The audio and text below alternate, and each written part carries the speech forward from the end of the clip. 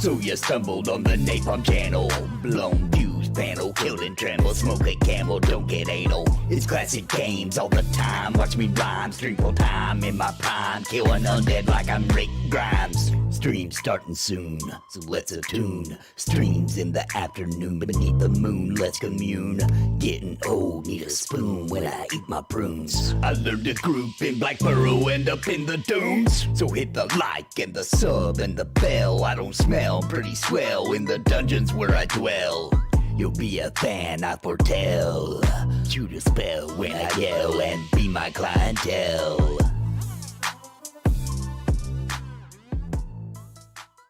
Hello everybody, don't forget to hit that like button and subscribe. Hey, partner, that shirt you're wearing looks uncomfortable. I mean, I think it's fine. Hey, this is way better. It's from Into the AM, the most comfortable and well-fitting shirts in the world, baby! And the price is good too. Check the link in the description because on top of all the great deals they already have, you're going to get an additional 10% off using my link. You'll be supporting this channel and you get the best shirts ever made. You don't know what you're missing till you got it on. It's a win!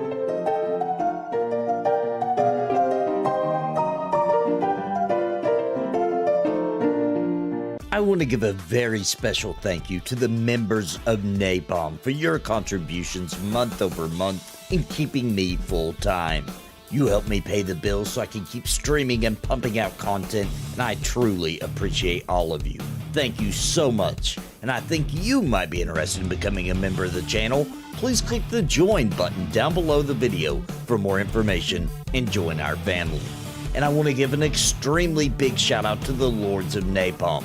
Bounty Code, Jared Woodhouse, Dimeblows, Sparrow, Random Rob, Rodney Mom, Gallery Moonsong, What's the Takeaway, Bad Wolf Gaming, Cobalt, William Long, Ohalo, and Robert Deneka. Thank you for your highest tier membership.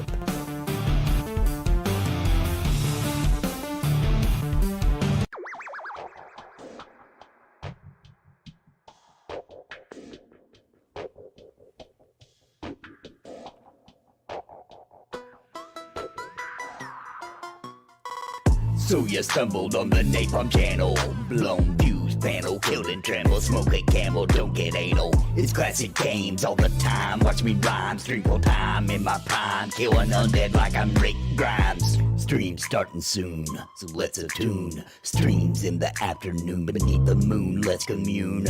Getting old, need a spoon when I eat my prunes. I learned to group in Black Burrow, end up in the dunes. So hit the like and the sub and the bell. I don't smell pretty swell in the dungeons where I dwell. You'll be a fan, I foretell. Shoot a spell when I yell and be my clientele.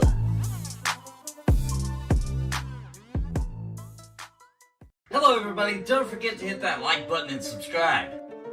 Hey, partner, that shirt you're wearing looks uncomfortable. I mean, I think it's fine. Hey, this is way better.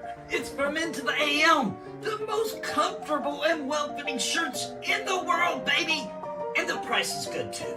Check the link in the description because on top of all the great deals they already have, you're going to get an additional 10% off using my link. You'll be supporting this channel and you get the best shirts ever made. You don't know what you're missing till you got it on. It's a win!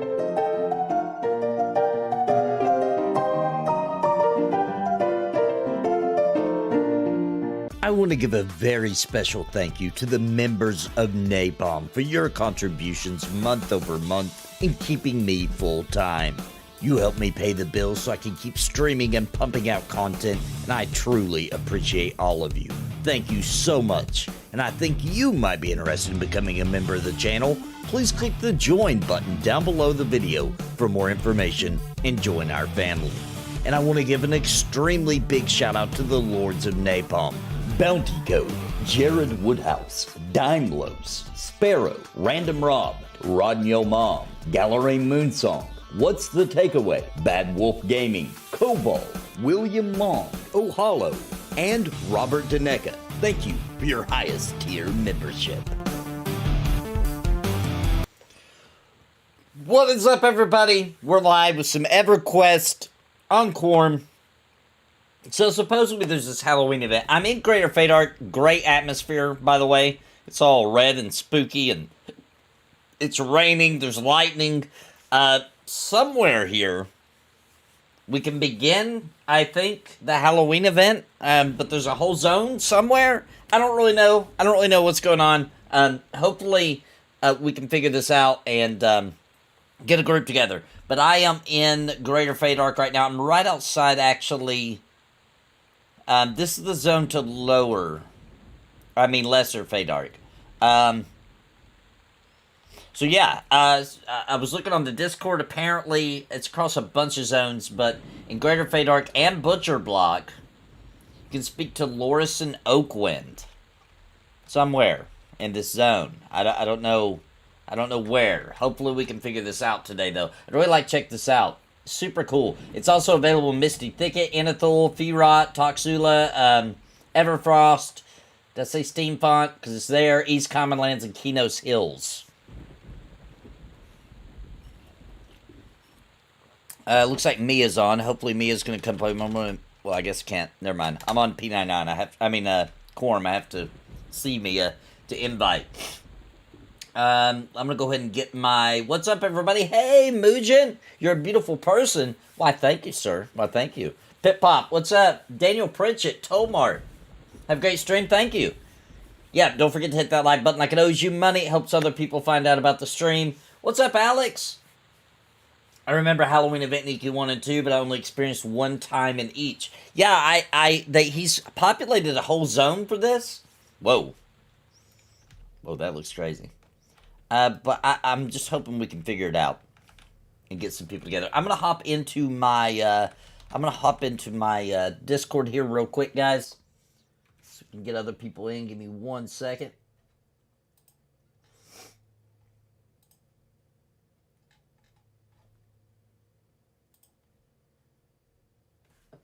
There we go. All right, now we can get other people in. All right, where you at? There you are. All right, start dragging some people in. I'm not sure who all wants to come with me, but I'm pretty sure I see Mia on. So, hey, sorry, I accidentally interrupted you. I think. What's up, man? Are you on Quarm? Well, yeah, I saw you. I'm in. Where are you at? I'm in Greater Fate Arc. I'm in Butcher Block. Okay, I can head there. The zone line, because I think that's where the Undead thing starts. Really? Okay, I'm on my way then. Yep, the zone line on the Greater Fate Arc side or on Butcher Block side? Yeah, well, Butcher Block side. Okay. Yeah, super close to Butcher Block. Have you guys been on long? Me? Yeah. No, I just got on and got started. Oh, okay, because I fell asleep. I was like, well, I'll wait a little while, and I fell asleep. I was like, shit. No, I just now got going. Yeah, all right, cool. What's that, Nerdacula? I like that name. No, this is for the Halloween event that's all creepy and red like this. It is very spooky.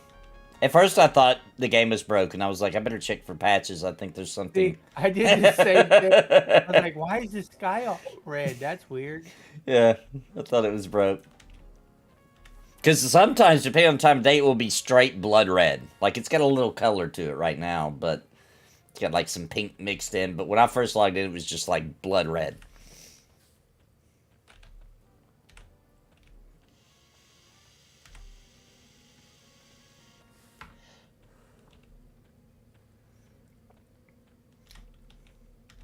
We're doing creepy stuff today. Actually, tomorrow evening is going to be my actual full Halloween event, playing creepy stuff.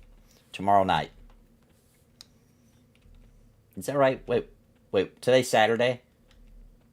Sorry, Monday night.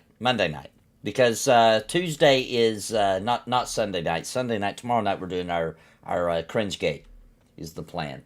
But then Monday night, I'm just going to play some creepy games. We're going to do some, I plan on doing, Monday during the day, I plan on doing some Secret World.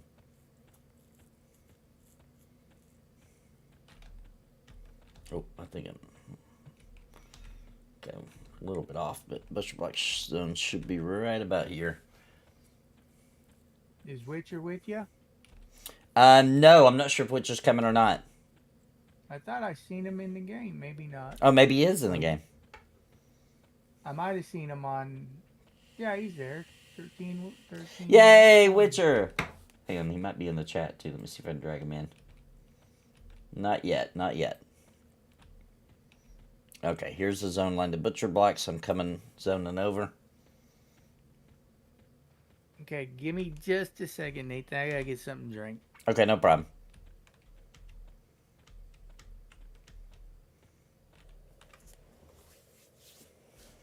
So if anybody else wants to join us, we got plenty of room. We're level 12-ish, 12, 13. So if you want to join us, just let me know. And we're right here in the Butcher Block and the Greater Fate Arc zone line here. But we're going to try to go in the new zone. So if I don't know how this works. I don't know if there's multiple entrances to this zone since you can start it from, you know, all over the place. I'm not sure. But if you've already done it and you know the answer to that, and you could just meet us in that zone, that'll work too. Ubuntu. I used Ubuntu for a little while. Just had compatibility issues with a lot of stuff I need. Fell behind on Quarm. I don't know if it fell behind or not. I haven't played. I didn't hardly play this week. I'm only level 12.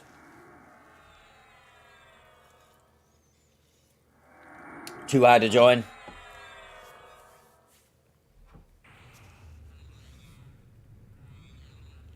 Phantasmagoria. I've heard that's a good game.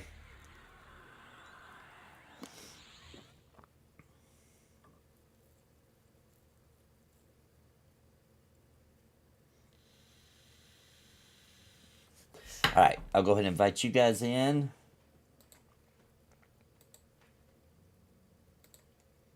Witcher. Yep, we got a Witcher.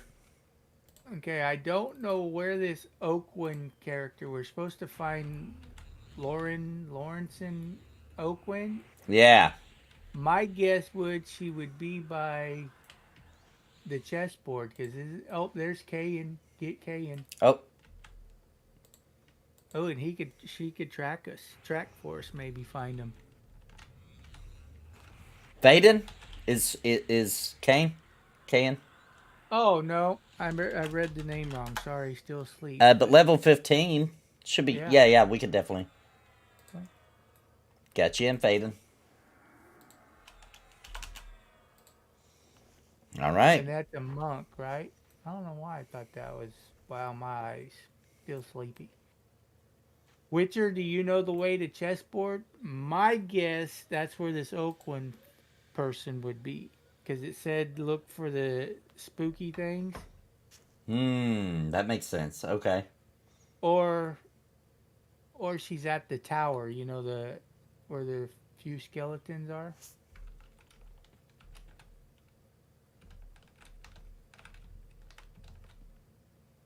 Oh, we gotta go to Lesser Fate Art? Hold on, Nathan. It's in Lesser Fate? Okay. Do you have to talk to the NPC to go in, or can you just go in? I don't know. I don't either. Is he in voice? Are you in voice, Faden? What's your Discord name? If you want to be pulled in, I can drag you in. Just jump in any voice chat. If you want to get in our, you don't have to, but if you want to jump in our Discord, the stream's probably about 5-6 seconds behind. I do have it on the lowest.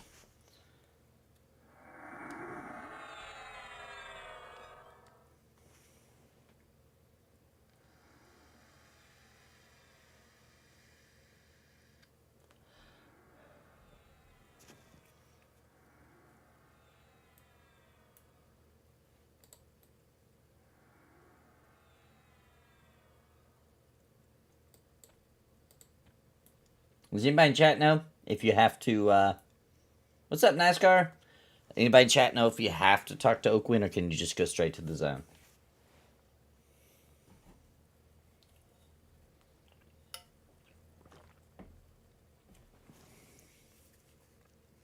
There's special loot been added for this too, from what I understand. Yeah, and anything can drop. It, Whatever the bosses can drop, regular oh, mobs can drop. oh wow, dang son, this could be crazy then. I bet you it's where everybody is. Yeah. But it's supposed to be, once you get a legendary item, you can't, the rules on all that. So, Yeah, and it's encouraged that higher levels help the lower levels because all they have to do is tag the mob and they'll get credit for it. right. So that's pretty cool. That is pretty cool. I think sounds We'll good. see. Yeah, it sounds good. Let's just see.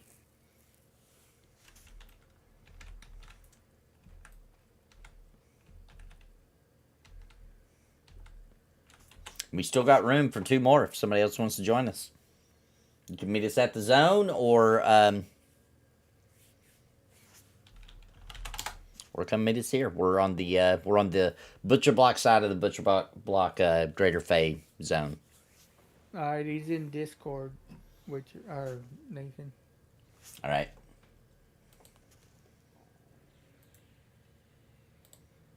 Hey.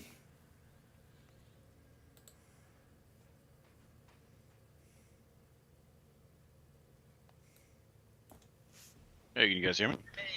Yep. Yeah. Cool. Yeah, you don't got to talk to any NPC to get in. You just kind of, it's a plane of knowledge book. I mean, a planes of, knowledge books. Oh, interesting. Okay. Oh, okay. Click on one of those books and you'll go. You can actually use them to transfer around because once you get in the zone, there's stones in the room, and you can click on them to go to Tox. You can click on them to go to Lesser Fay, to North Row.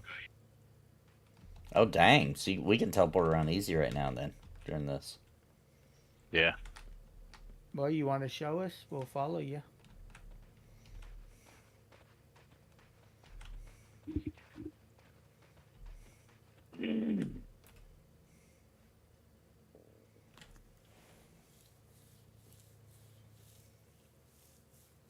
Let's check this out.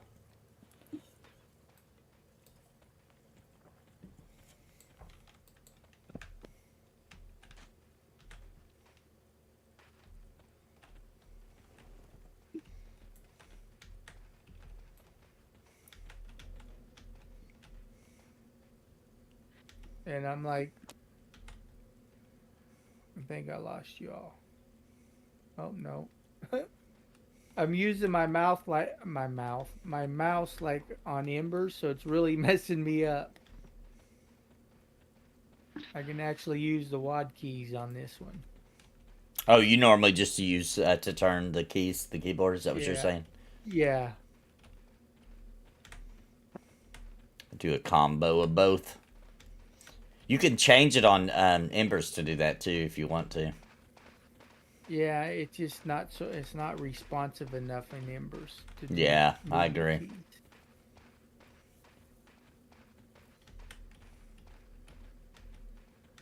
Yeah, the zones that have the red skies are the ones that have events going on in them.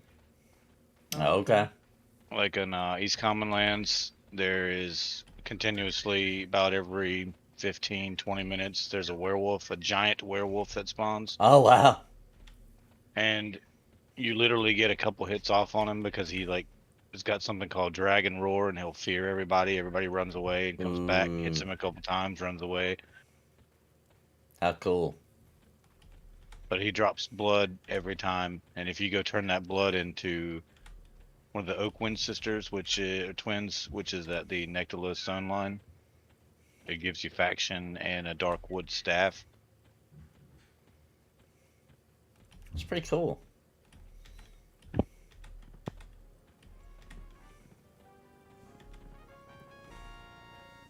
Like to see them doing some stuff like this. That's awesome. Well, it's awesome that they incorporate it for the lobies too. Everybody can do it. Yeah.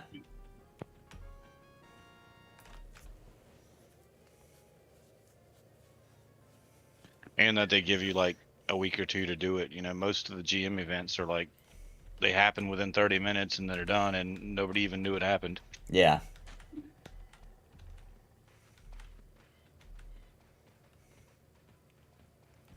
Pip Pop, thanks for the super chat. Get this party started. Let's hit that goal. Thank you, Pip Pop. Appreciate you, brother.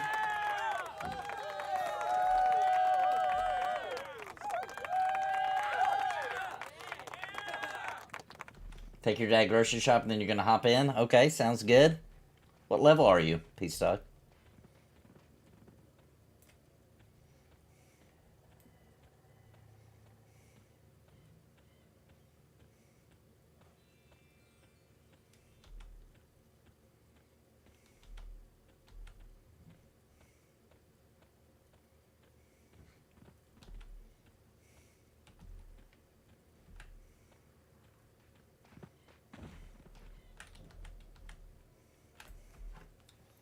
I think I lost you.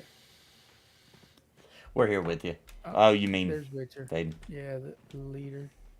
There he is.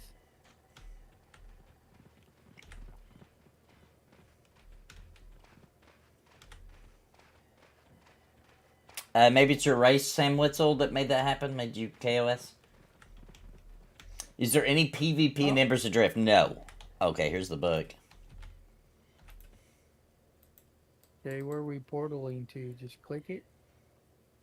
I guess so. That's what I did. Yep. Yeah, there's no PvP in Embers Adrift. They've actually said that since there's only 12 devs, they don't want to waste development time on PvP, so there will never be. You can slash duel people, but it's a little mini game. Look at the corpses. Oh, wow. Oh, you see these stones that I'm standing on? Right behind you. Thank you, Pip Pop. Appreciate you, brother. Yeah. No. No, that's not you. These What stones is it? with, like, Is it hide corpse all? Something like that? Yeah. Right? Yeah. Hide. Dang, look at all the corpses. Yeah, the stones in all four corners of the room. Oh, I They're see. the ones that teleport you out to everywhere. You know, one's tox, one's lesser. Is there a way to know which one is which? Nope. You just gotta guess. Yeah. Alright, so which one do we want to pick? Oh, if you go in forward into the dungeon, there's like higher level things in there, or you can go up to what's called the towers if you click on this chair. Dude, the music here and the atmosphere is fantastic. I love it. Okay, so come into the back, click on the chair here. Okay. That'll take us up to the tower, and we can kill from here. The named, pretty much it's a dungeon crawl.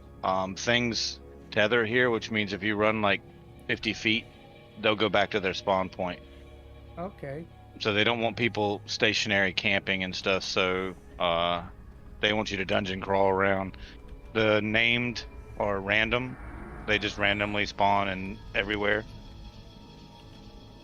Wow. So everybody has a chance at named. Wow, that's cool. This is actually a named right here.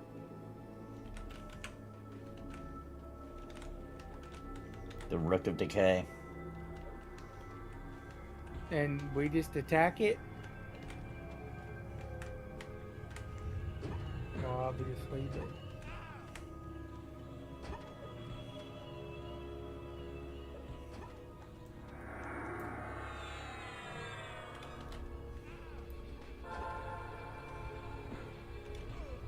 It's red to me.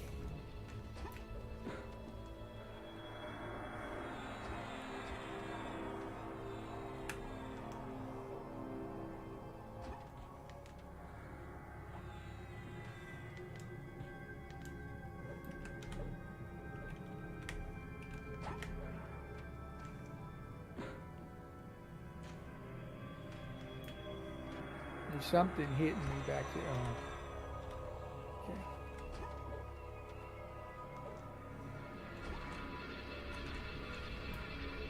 Oh, there's another Templar. Is he on us?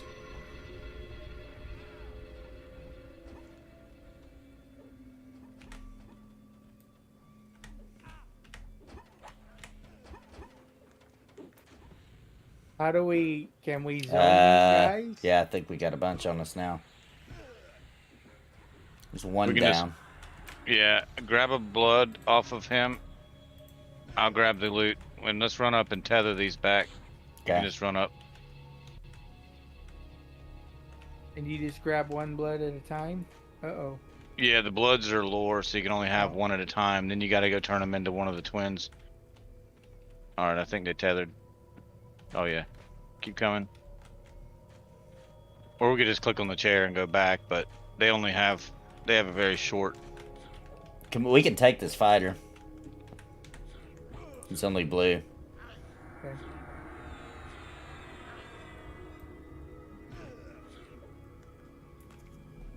This is really freaking cool. So that is the item we got.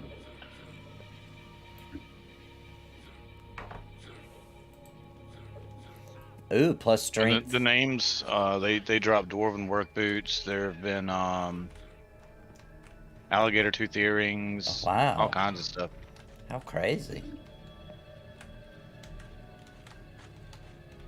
So we would, once you get a blood, you take off and you turn it in, and it's the same item every time, or? Yeah, it's the same item every time. Oh, okay. But you get a darkwood staff. They just kind of weigh you down, but it's their way, I guess, of Let me cut this music down. Jeez, forever. It's their way of kind of giving monks a magic weapon, I think. Because before that, they couldn't hit will-o-wisps and all that stuff. Yeah.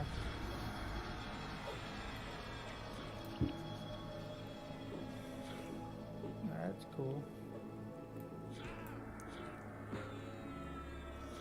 Interesting area. Yeah, it really is. This is cool.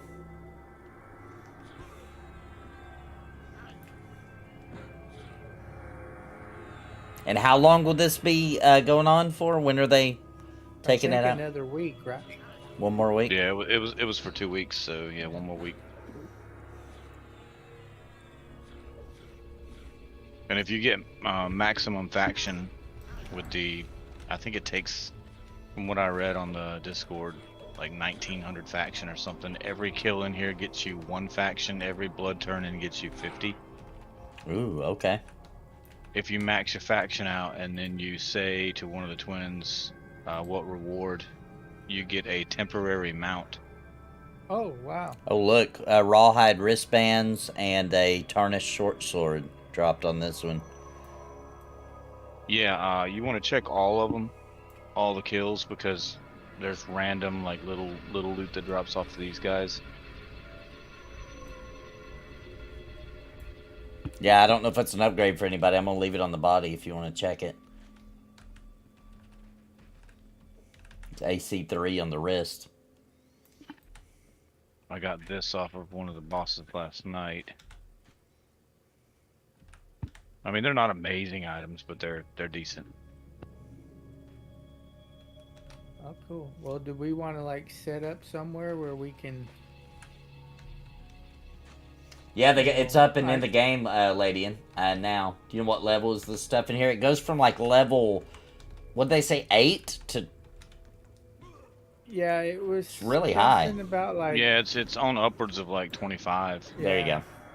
And the ideal starting range in here, they said, would be around 13.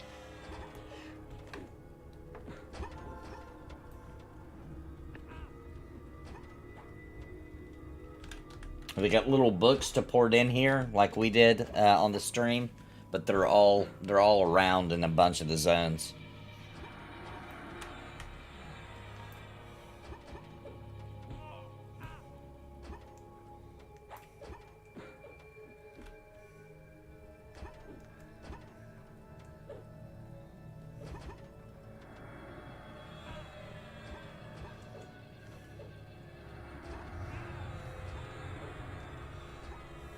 And these here, the Decaying Templars, they're kind of like little mini bosses. They have a chance to drop blood.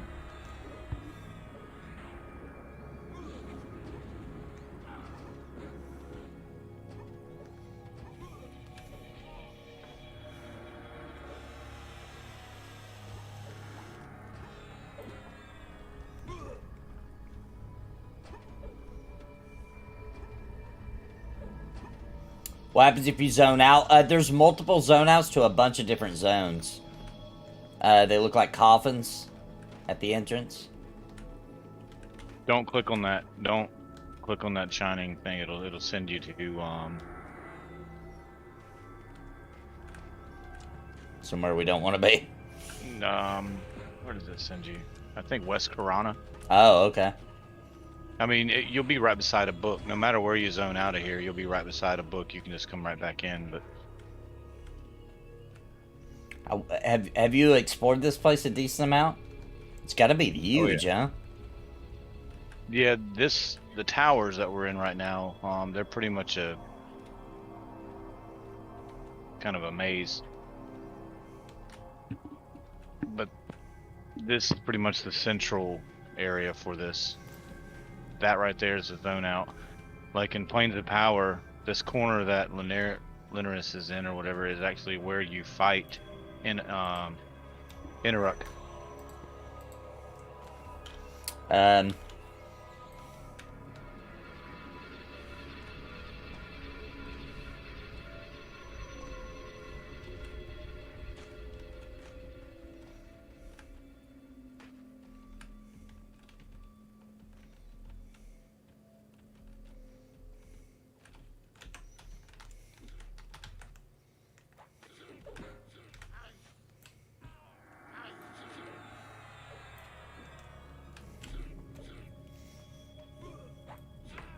This is the old Crypt of Burtox zone.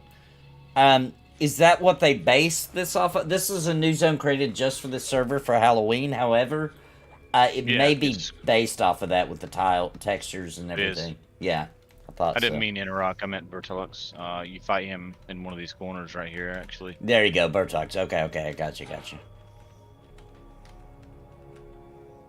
Yeah, it basically connects to a bunch of zones. Just got done processing a video on YouTube. Nice. It is literally the same zone. He just changed the, he just changed some things. Is that what you're saying, Tom?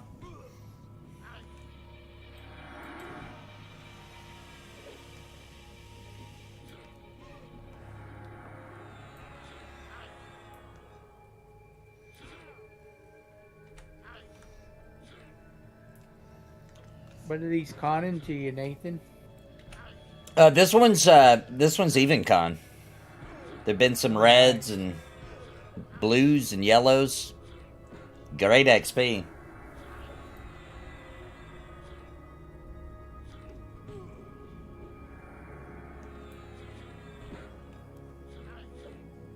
Crypt of Decay has a lower level that requires a flag. That's where you fight Bert.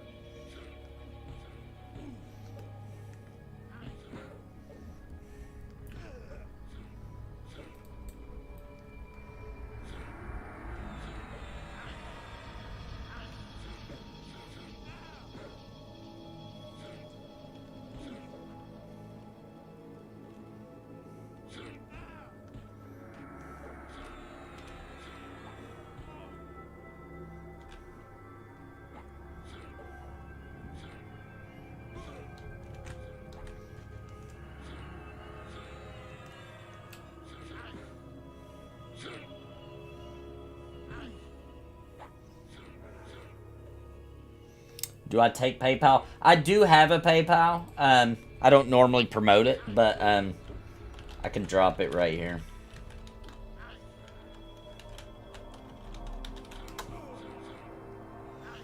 The PP at the end doesn't stand for PV. It stands for PayPal, by the way.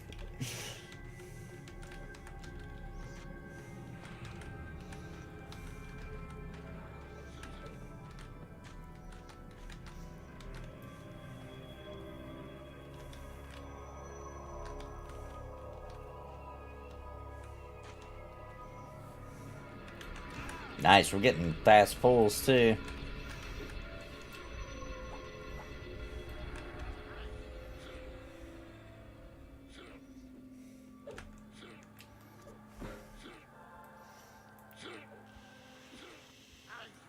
I'm really hoping that we get a creepy kind of zone, an unrest, or a creepy crypt or something like that in Embers soon.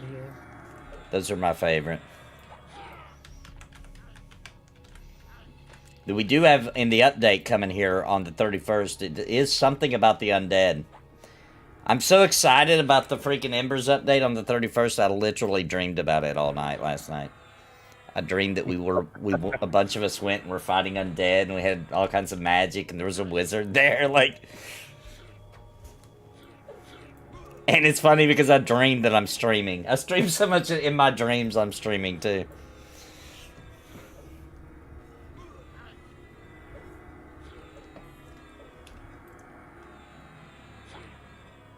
It stands for his favorite regent in Emperors, which is PP.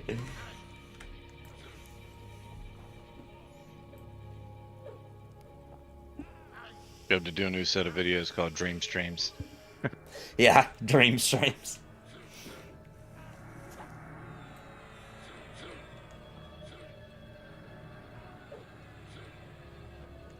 Yeah, you're allowed to do that on YouTube, yeah. Obviously, YouTube would prefer that you use their systems, right? Like Super Chat, etc.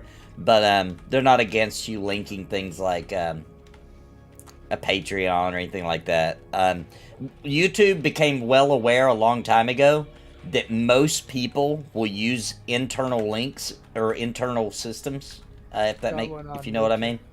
Most people use internal systems on the platform they're on, so they don't see it as any kind of threat for any other kind of thing.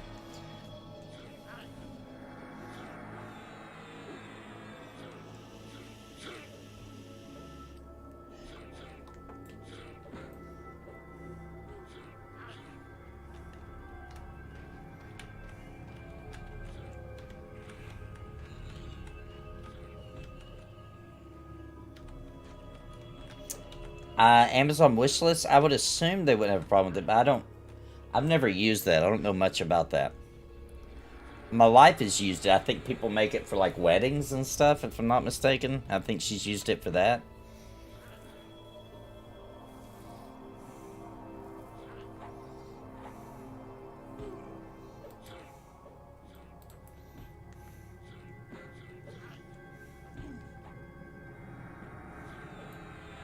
Which says he's worn out, working a lot, yeah. Especially when you're new to a job, it's extra tiring. But do you like your job? Yeah, do you like it? That's what counts. That's the most important, yeah. Got a top here. Here's how I like to judge if you like your job or not. If you wake up when your alarm goes off and you have to get up for work, and the first word out of your mouth is a curse word, you know, you're not liking your job. It's not good. If you wake up though and you're just kind of like, ugh, it's early, but you're not in a bad mood just because you gotta go to work, then you've got a good job.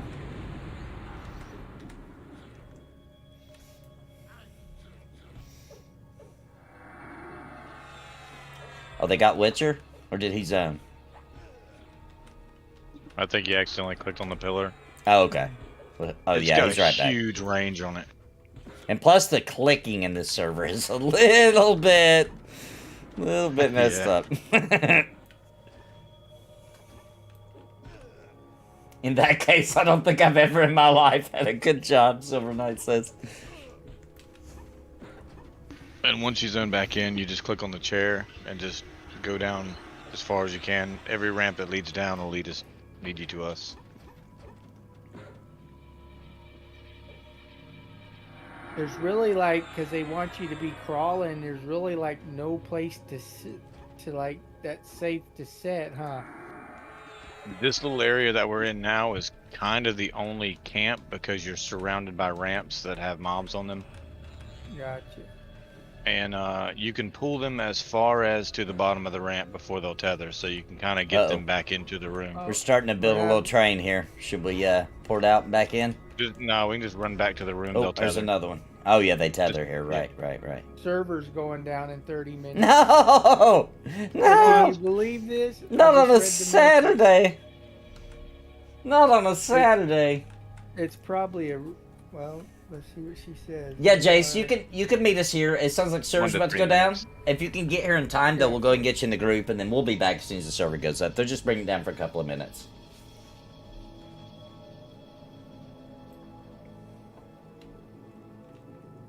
Gonna do my best to make more helpful tips for Embers. I love it. I love it, Mujin. More DPS, come on. And we can reference your videos when people are asking questions too, during streams, etc.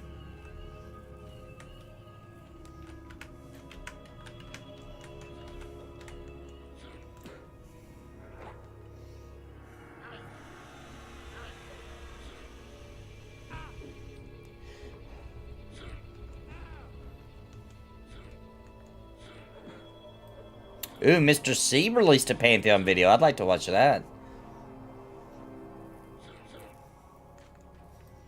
I'm gonna watch that. I'm interested to see his opinion. He was in the Q&A. Mr. C's well caught up, unlike some content creators making straight up lies.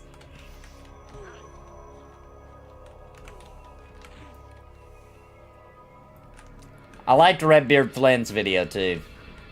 Yeah, you did your job.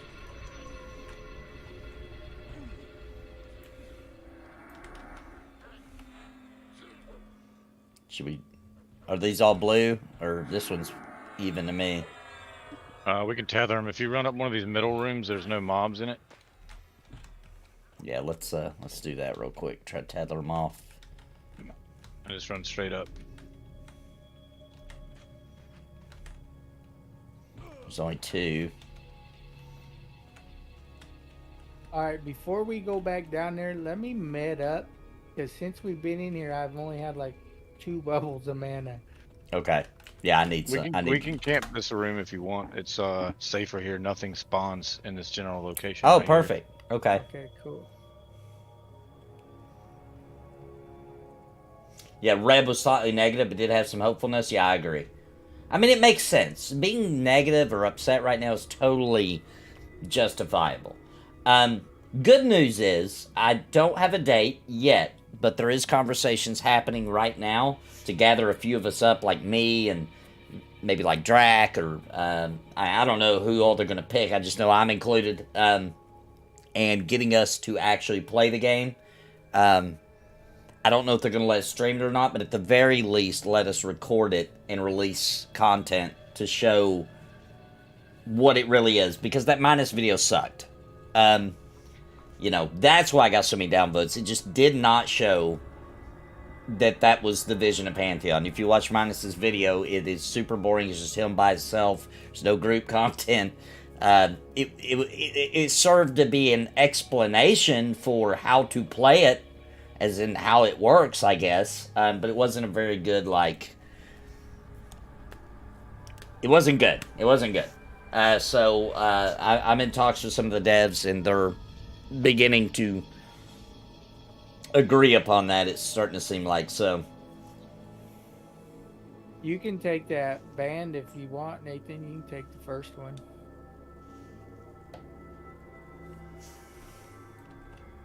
What was it? That band of flesh gives you 2 strength. Oh, I didn't even notice you were trading with me. No, okay. I'm not trading. Or Faden is. Yeah. Yeah, thank you. Let's check that out. Heck yeah.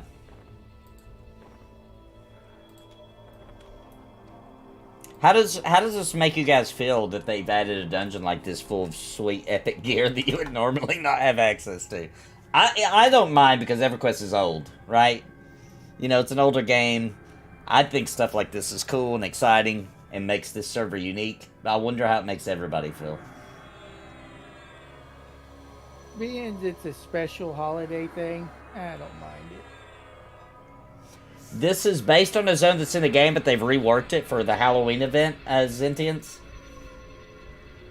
It's based on that, what's it called again? The Crypt, Cryptobertox? Yes. Crypto Decay. I think it's the actual name, if I remember. Alright, we're safe to start pulling winter. Yeah, it's decay. And it's new gear, yeah. They've added all kinds of...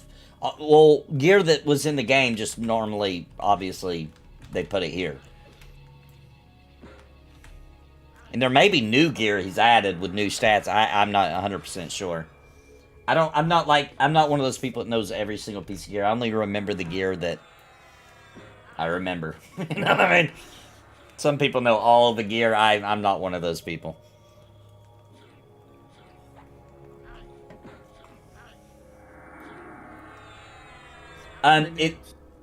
It's a brand new zone on Quarm.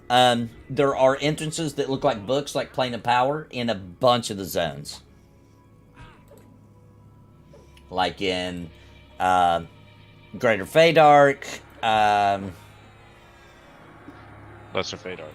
Oh, it's in Lesser Fate Art. My bad. North Row. There's one by the entrance to Tox. There's one in Inethil Swamp.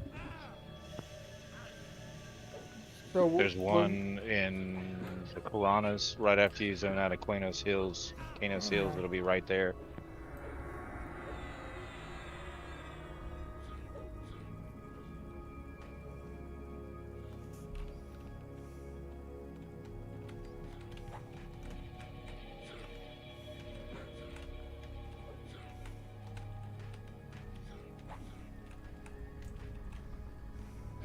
Oh, we got one of the named.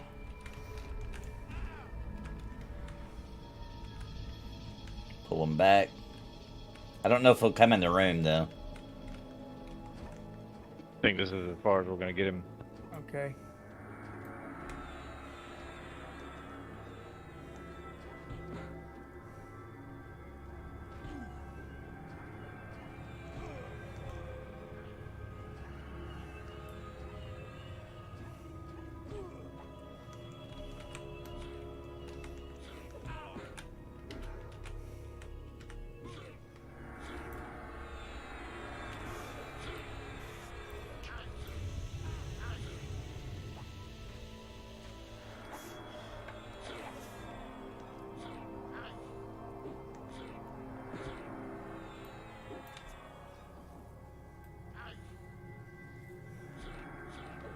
Undead that runs.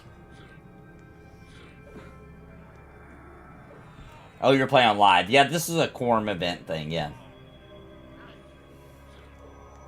For Halloween. I like it as long as it's still a relatively small rotating loot table that doesn't include all the cool items. Yeah, if it included some of the best items in the game, it might be a little overkill.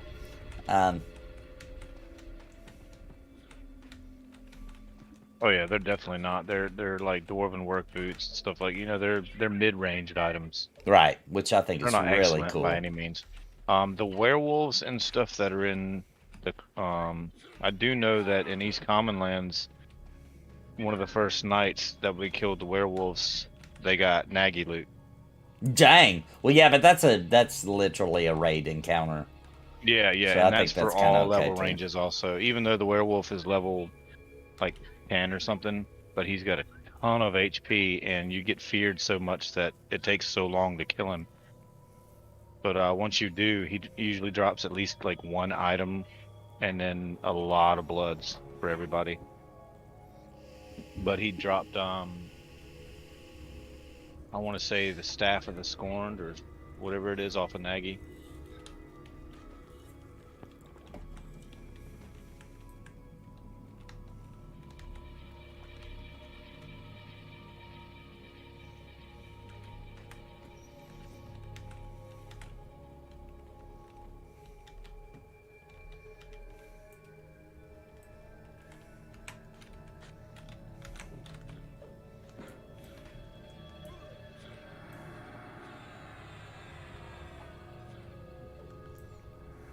Yeah, I think it's Scourge, the Lost Staff of this something.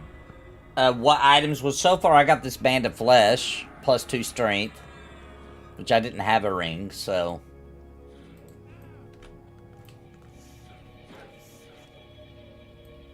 I always wanted a Cloak of Flames, never got one.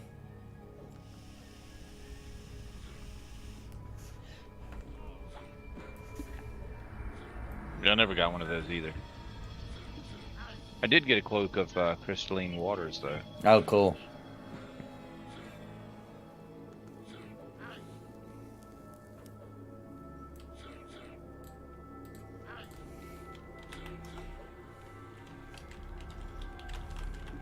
I raided for a while on Mischief.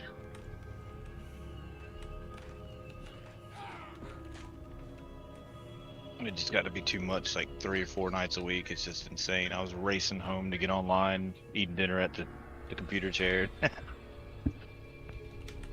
Yeah, that Cloak of Flames had like a haste, right? Yeah, it was like 40% haste or something. Yeah. Naggy loot? Yep.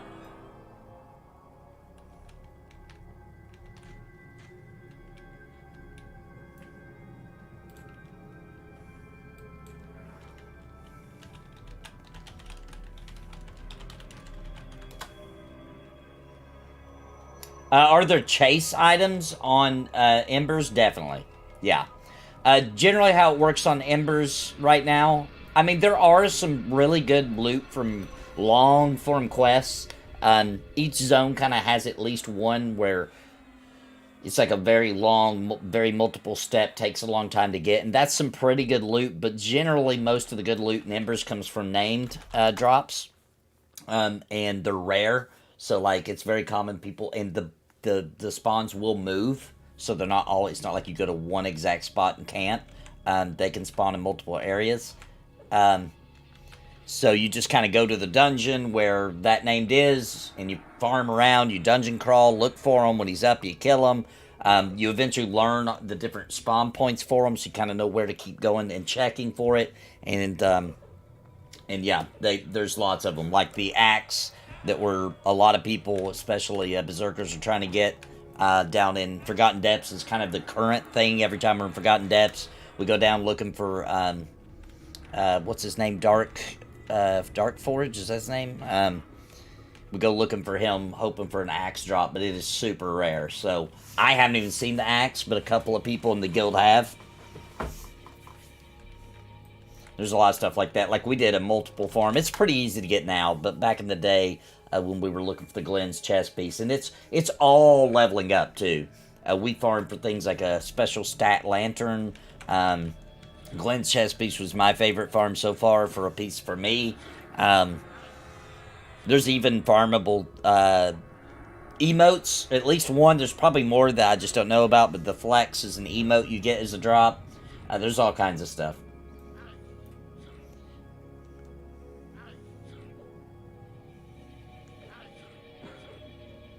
Yeah, there you go. It's a Plains of... Yeah.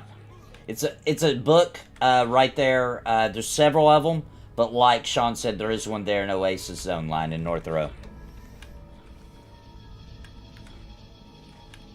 The magic hasn't launched yet in Ember's Sentience. It launches on the 31st. We just got a couple of days.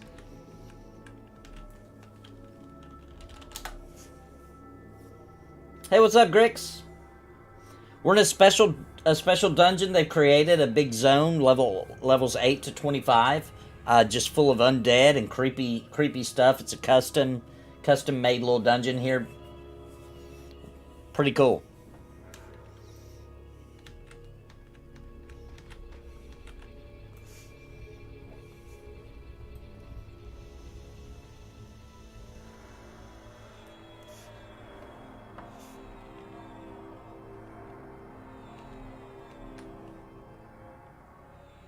Best haste in the game at that time? Yeah, I'm sure it was. It was 36%? Okay, I thought it was 40-something. I thought it was like, in my memory, I thought it was like 48%.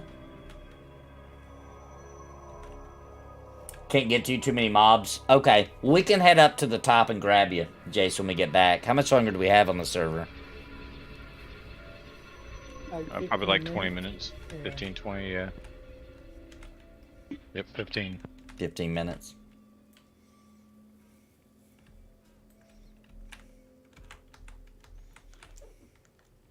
Doesn't he just got to click on a chair and then he's kind of at our level? Yeah. Yeah, this place is just kind of a giant circle. You go down a ring, and then you're in the center.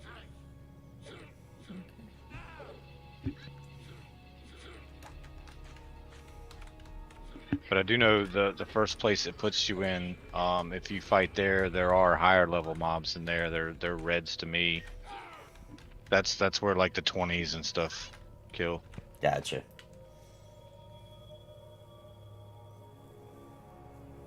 So we want to work our way back up, or Yeah, if you want to, we could go ahead and grab Jace.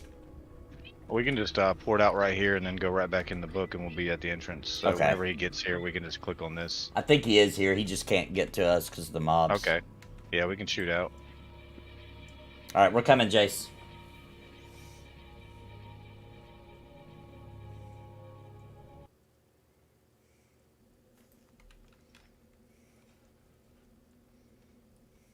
Oh, yep, there's the book.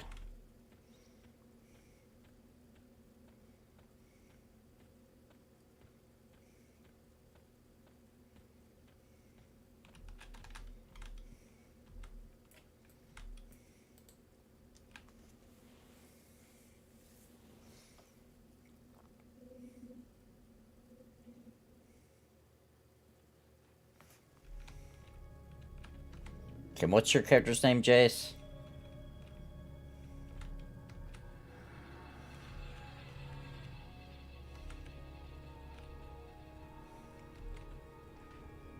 Oh, you're Crom. Should have remembered that. Alright, let me see if I can find you here.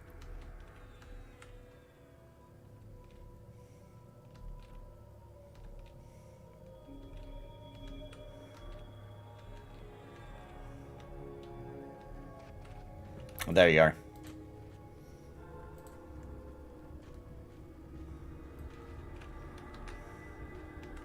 Alright. And then do we need to click on the chair? Yep.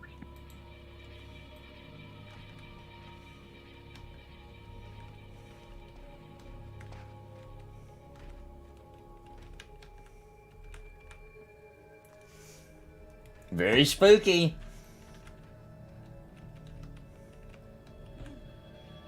Oh, King Fighter.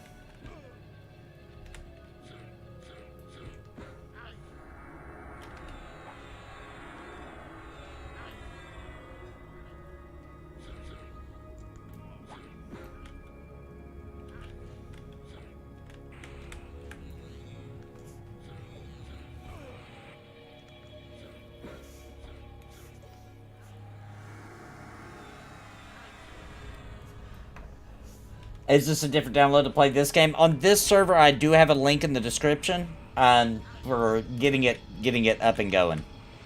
But yeah, it is a private server. It's a super quick download, though. Yeah, super easy, super quick.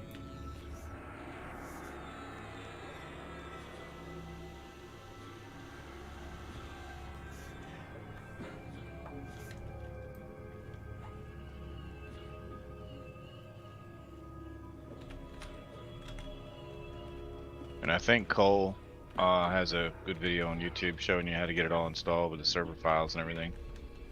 Yeah, I think my link takes you to the Level Up Larry video that explains it.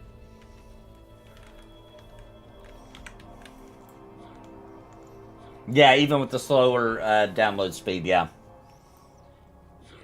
Just installed, making a character now. Took me less than 15 minutes, and I'm a hungover moron. You're welcome, Paul. I think Co had a hand in whatever, making this server.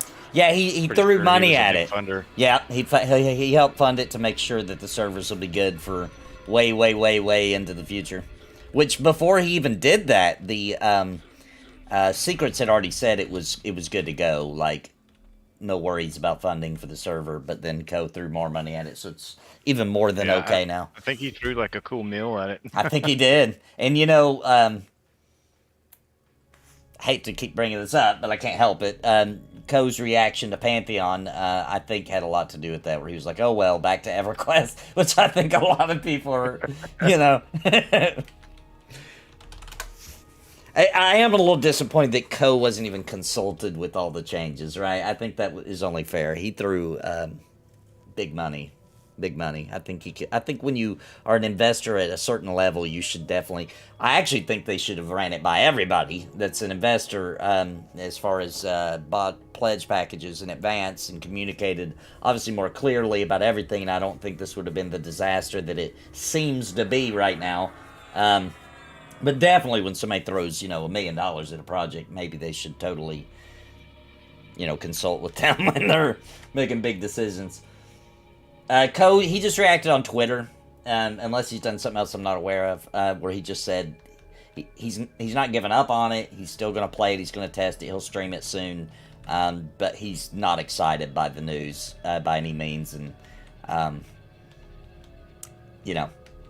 that he was more excited back when when I played with him that day, when we all were just running around an open world, no time limit.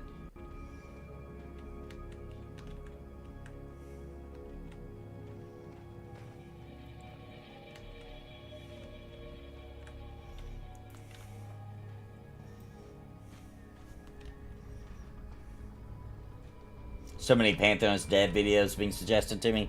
Yeah, keep in mind that most of those people don't even have access to the freaking pre-alpha, right? They're just regurgitating what they see, right? Just keep that in mind.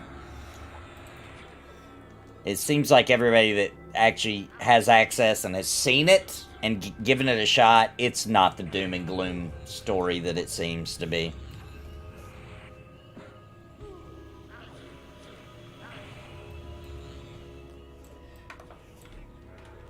And then you got some people just out here straight up lying, saying things like, they've only got one full-time developer on Pantheon. Oh, my dear mother of... One designer, not developer. Big difference between the word designer and developer. Big, big difference.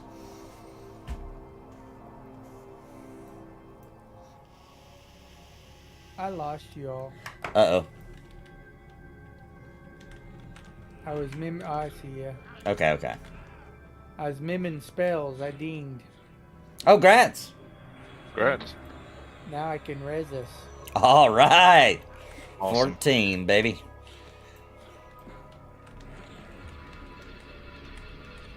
Well, we got nothing to fear now. Right. We pretty much beat the game, right? Yep. And I got Bind Affinity, so we're good. Oh, yeah. We're done. Well, Witcher so it's been fun, but we have beaten Yeah. EverQuest. Thanks, everybody, for coming out. It's been a good run. Yeah, Doom and Gloom sells content. Nathan's retirement party.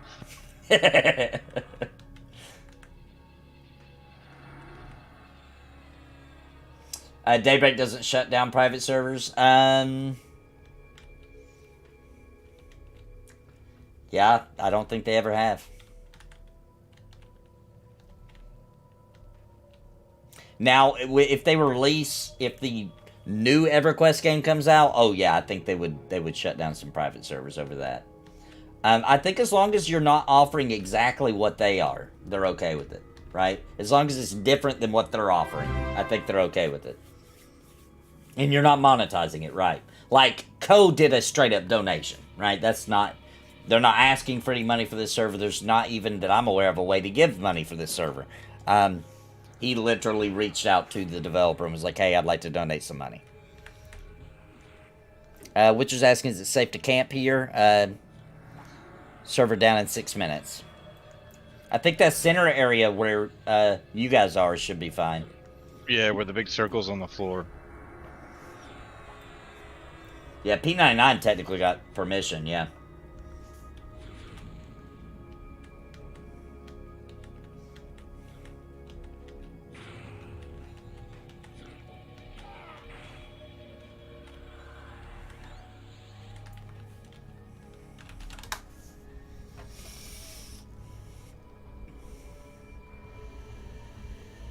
Every in development game that does a test mode like this ends up sinking far more resources in that mode. Drop the development of the originally pitched game.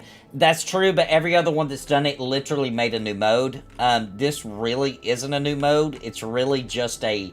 If you've ever played on a game, like even in Embers, when we're doing some of the streams, there's a test server, right? And a lot of times there's a lobby area where you get set up for a test, right? To make you a certain level, to get certain gear so you can test the content, to get certain spells or abilities so that you can test a certain content. And it'll be laid out almost identical to how Pantheon's doing it, right? And then you click something, it takes you to the place to test, right? And that's exactly what Pantheon's doing. The only resources they really lost, because the tower, they're actually using in the real game. It's part of their housing system, whatever that ends up being. But, so that's not a waste of development time. They're using that. Then it just teleports you out into the world, right? The only thing they had to waste development time on was coding in that you have a time limit and the places where you leave to go back to the tower. That's it. Everything else being built into the game is them putting stuff in the world. Another dungeon, more mobs, quests, whatever, drops, loot, gear. So it's different. It really is different in this case than most of the other projects like Apocalypse, where it's a completely different game. They only changed the loot. The only thing they've changed is the time limit. The time limit and the dropping your stuff death mechanic. And that's it. Other than that, it is still you're just playing Pantheon on a time limit. So I feel like this actually is different. It's just been presented very poorly. Hey, I'm gonna port out when Witcher shows me, so I can sell, because my bags are still full from Unrest and I can barely move. Oof. Okay. And then when the server comes back, I can meet you guys back. Okay. I think most of the trash loot, like the swords and stuff off of these things, usually sell for around 2 plat a piece. Oh, dang. Oh, he has to go outside? Oh. Wait, what happened? They're asking us to leave? Yeah, you guys want to just pop out and stay by the book and camp out there? Yeah, we can do that. Yeah, be perfect. Yeah, I'll believe it when I see it, and I understand that. And we're talking to the devs about being allowed to show it to you guys. I'm just telling you what I know because I've done it. I'm just telling you what I know because I've seen it. It's been a long time since real substantial updates tickets. That's the real problem with Pantheon. In the new art direction, yeah, it was bad timing. It's just... Alright, servers are coming down, so we'll have a couple of minutes here, guys, before we can get back on and try to kill some more undead.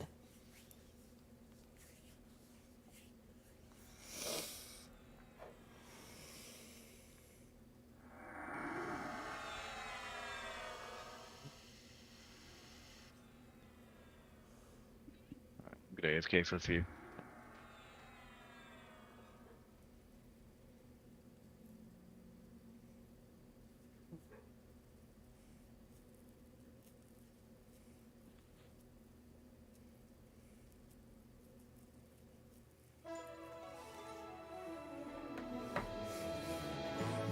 Hope you had an easy poop. Speaking of Co, what does he say about Pantheon? Just that he's a little bit disappointed in the recent news and the direction, including the art. He just feels like it's, you know, it's a little weird for the vision to look the way that it looks. He said he's still going to check it out. He's going to stream it or whatever soon, but he's, you know, he doesn't like it, which is fair. I mean, I don't like it either. I'm okay with the art. I'm okay with it. I'm not excited about it, but I'm okay. I think some of the environment actually looks really good. I will be excited about it, though, if we start seeing the game actually getting made faster. I will actually legitimately get excited if I start seeing, like, new zones are, you know, popping out quick. We've got mobs and animations, you know, and everything's just run real smooth. We get all the races, actually all of them into the game. Sounds like they're going to start plopping some classes in here in the next couple of months. They said before Christmas, the Paladin, the Warrior. So if they start getting stuff in the game and I start seeing it progressing, and I can legitimately be like, this is a benefit from the art style where now they can do things faster. You gotta keep in mind, I straight up, and they didn't know that was like a double-sided question. Embers Adrift goes for a realistic style. They're a small team, you know, less than half the size of Pantheon. So I did ask them, like, you know, do you find it difficult working in Unity, making a realistic type MMO and creating mobs and zones and assets and things in this style? Is it difficult? And they straight up said, yeah, it is. It takes a ton of time. We think it's worth it, though. Pantheon has decided this is taking too long. It's not worth it, right? But if we don't see progression and that things are moving, then yeah, it was a waste of time. It wasn't worth it.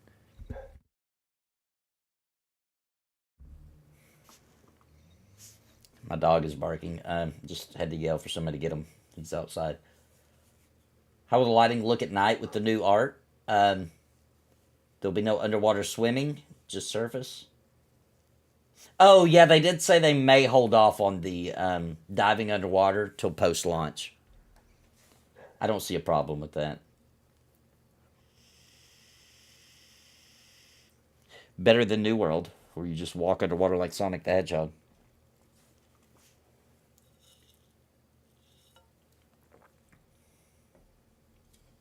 Yeah, that's what we need to see, Mike. How will the lighting look at night with the new art? Yeah. That's the kind of stuff we need to see. It's on the Discord. Like it's just conversations that they've had on the Discord about the swimming, and Joppa will just hop in sometimes, and he'll drop a few beans here and there. It's impossible to keep up with, to be honest. You know, because that Discord channel's constantly moving through conversations.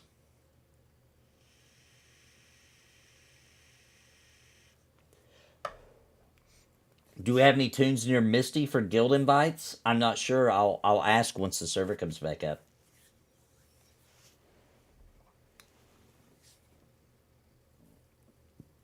Using this new dungeon, though, it's a good way to port around and get to us, to be honest. That is very true.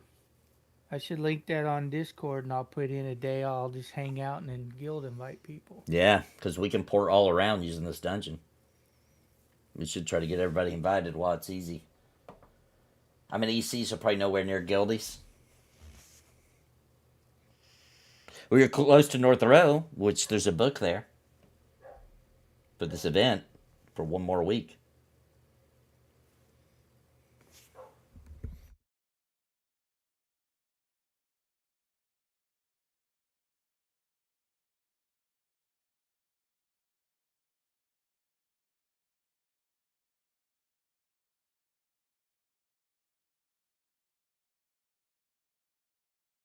Yeah, we got room. Jilly, if you want to come join us.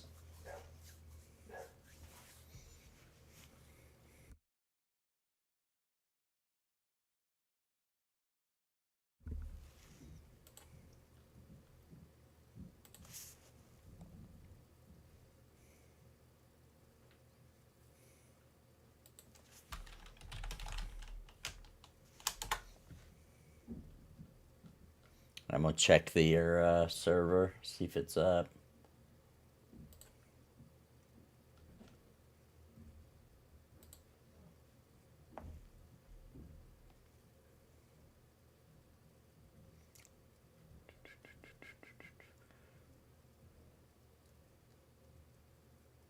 You would have a picture of your Embers tomb for your screenshot, huh? What is it? A picture of what? Of your Embers guy. Oh, yep. With that other tower behind him.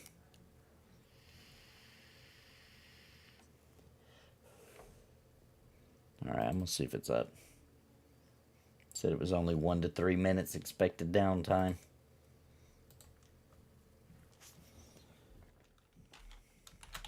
It's up. Alright.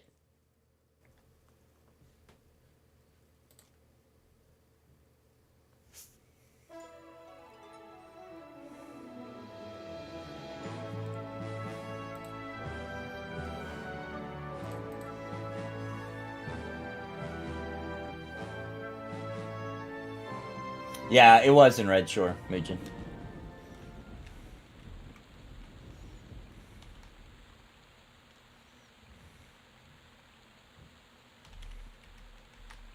Yeah, not many people can invite to the guild. I don't think it's the problem. Yeah, it's limited to how many officers you can have, and only officers can invite. There's no way to currently change that with the guild system from Classic.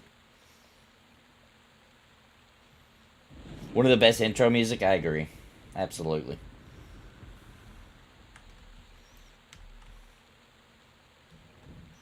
Alright, I'm going to click on the book. I'll meet you guys in there. Okay, just give me a minute. I'm almost to Keynotes now. Okay. About 80% of the game icons you have on your desktop are the same as mine.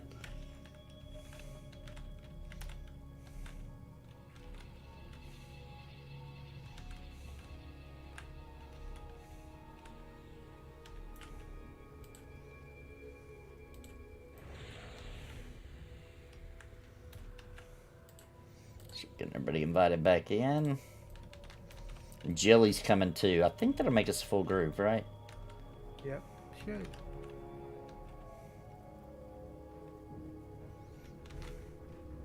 All the bodies, dude.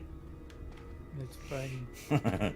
That's like, that reminds me so much of Unrest. Yeah, dude. Yeah. There's nothing scarier than going to a place you'd never been before. Somebody brings you there and you zone in and there's bodies everywhere. And you're like, are you sure we should do this?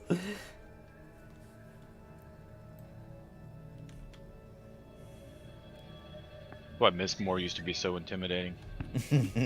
Yeah. Looks like the battle of 300, like, soon as you zone in. Yep.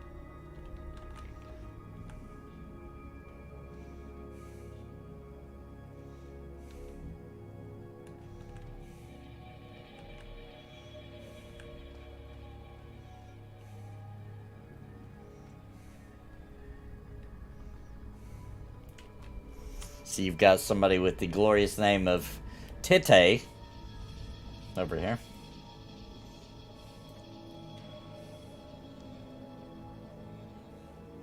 You should try out the new Turtle WoW PvP server. Yeah, I've heard it's cool. I'm just not a WoW guy, you know? Just not a WoW guy. I've thought about it, but I just, you know, it has a very short appeal to me.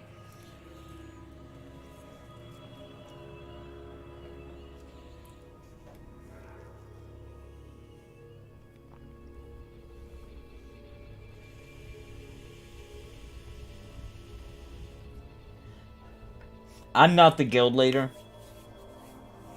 Collector leads this guild.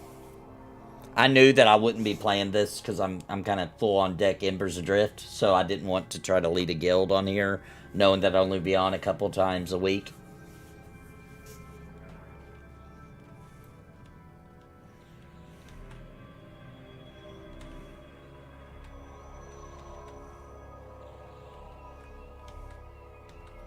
Has Witcher been able to log back in? I don't see him yet.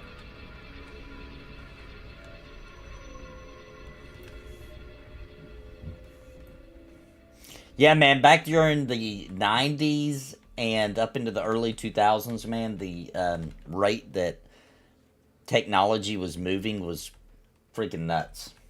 So you look at, like, EverQuest 1999, and then honestly look at Dark Age of Camelot 2001. Then you look at, you know, EverQuest 2 in 2004. It's pretty nuts. I mean, if you look at a game that released in 1996, right, and then look at a game that released in 1998, it's a crazy difference. And same thing, like, look at something that came from 94, then 96, 91 to 94. It's crazy the jump in technology we were doing at that time. We haven't had graphical leaps like that in decades.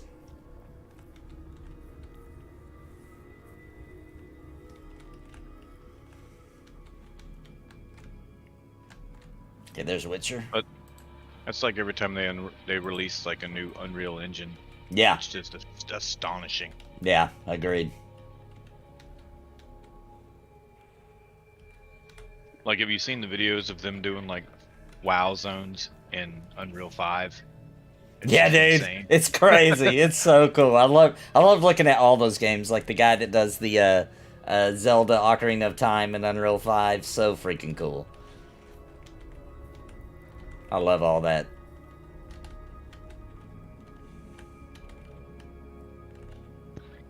Like Qbert, Unreal Engine 5, and you're like, whoa. Embers is so good, it really is. So classic.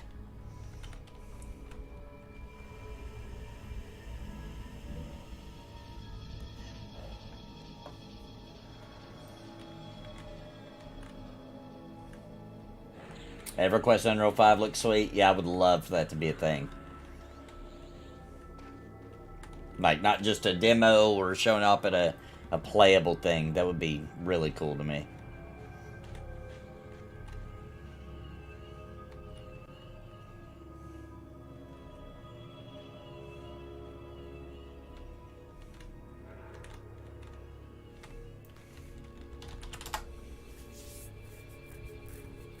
For everybody just hopped in, please hit that like button like it owes you money. It helps a lot. It helps to show the stream out to more people. And subscribe if you're new. We do MMOs and RPGs all day, every day.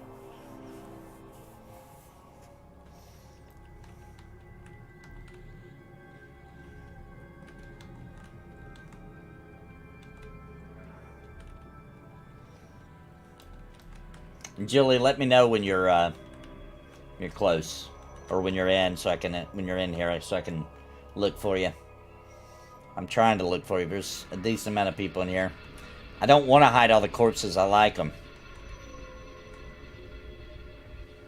We could always click the chair and group up there. Yeah, true. It would be a lot less crowded.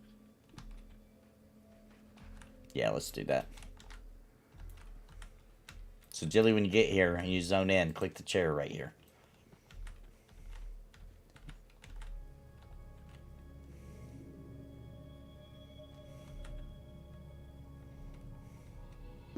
Soggy Gorilla.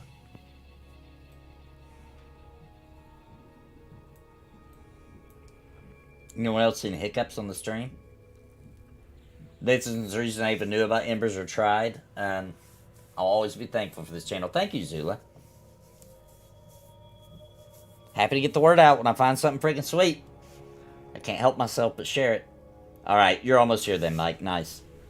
And how are you doing, Mia? I'm almost back. I'll be there. Zoning into the hills now. So. Okay, cool.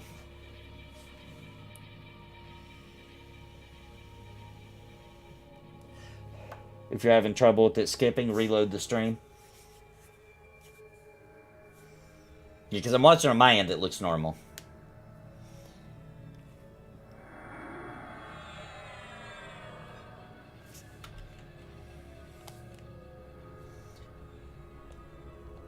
Have you made any videos on secrets of EverQuest? I don't think so.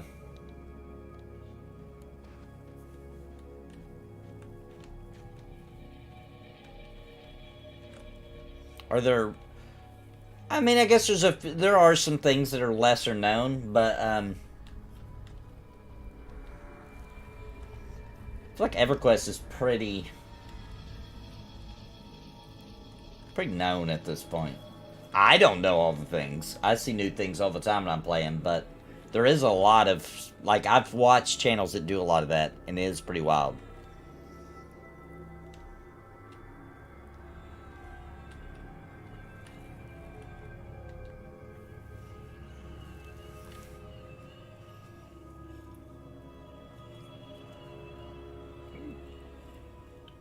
Like, there's people know that, like, level 4, they have, like, 400 plat, and it's like, I don't even have plat till I'm, like, max level, because Yeah. I'm barely scraping by for spells, but there's people that know everything to do. Yeah, that Deep Six Cutlass quest, I'd never heard of that until you guys were talking about it.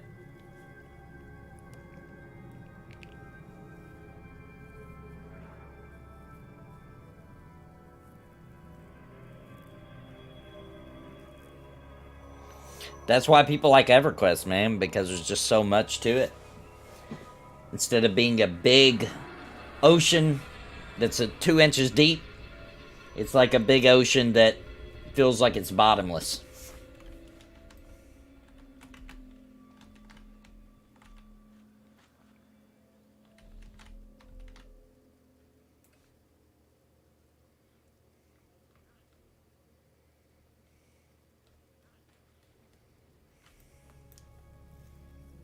Never tried EverQuest?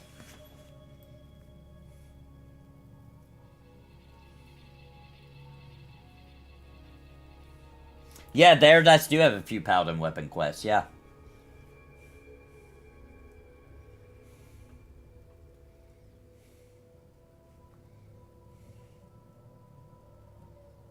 And for anybody just joined, we're just waiting on the rest of our party to get here.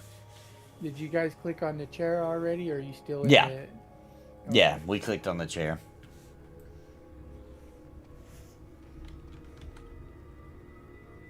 There you are.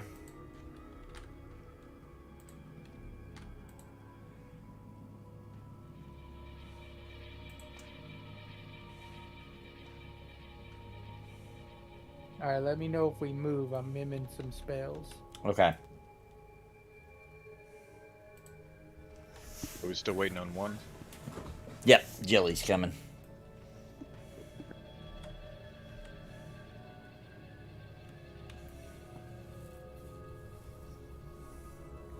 I love castles.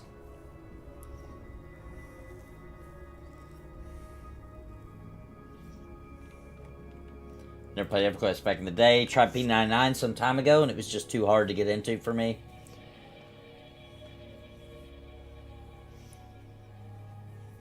Yeah, I mean, I hear that a lot. I've experienced bringing people into EverQuest a lot that didn't play it, don't have nostalgia attached to it. And it's different, you know? It's... If you know nothing about EverQuest and you try to play EverQuest, It's you're probably not overwhelming. gonna like it. Yeah, it's overwhelming. I've also seen people, like, it just depends. Like, if you get in a group of people that are knowledgeable and they're willing to help you and, like, teach you the ways, then maybe. It might sink its teeth into you. I've seen that happen. Yeah. I've pretty much played since I got a beta CD of it. That was just a CD Yep. with EverQuest wrote on the front of it. Yeah, it was, like, written on with Sharpie. Yeah. And I tried to get my wife into it, and literally it's me saying, we need to kill this, let's kill this, let's kill this, we're trying to get experience, and she's like, oh, look at this tree. Yeah. Look at that fairy going by right there. And I'm like, man, and then pretty soon I lose her. You just wanted to explore the whole time. Where was that book at in Lower Fey? I mean, Lesser Fey. Against the wall behind where the Shadow Men are. There you go, Mike. Jilly's trying to find it. Nostalgia is a key factor these days. Yeah, for this, I believe so.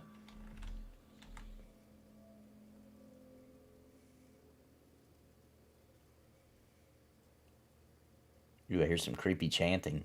Oh. Oh, Witcher went like dead.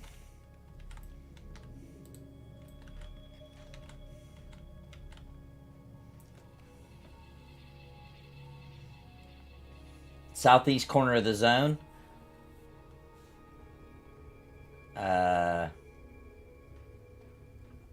think so.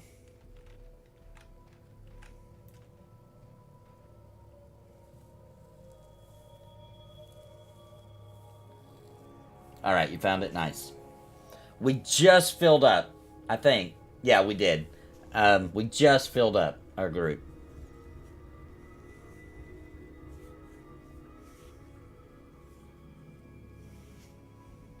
There's Jilly.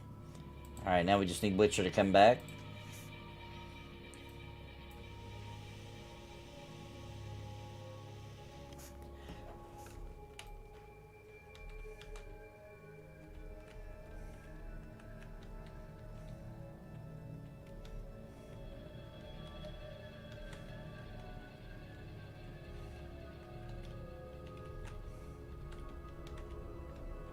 Alright, Witcher, your body's out of the game now. I should let you log back in. He's back. Alright. Alright, we're ready. If everybody's good to go. I should have been sitting that whole time, though.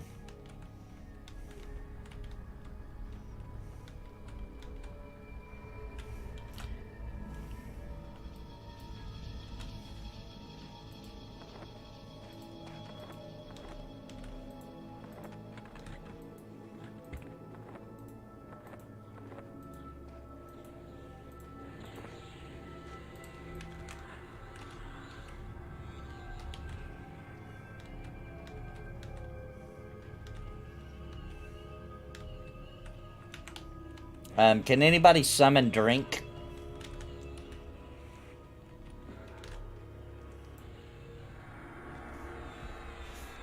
I'll be right back. My daughter's calling me.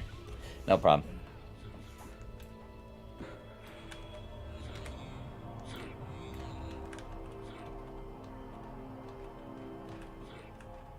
Crom can? I appreciate it, Crom. I just realized I don't have any.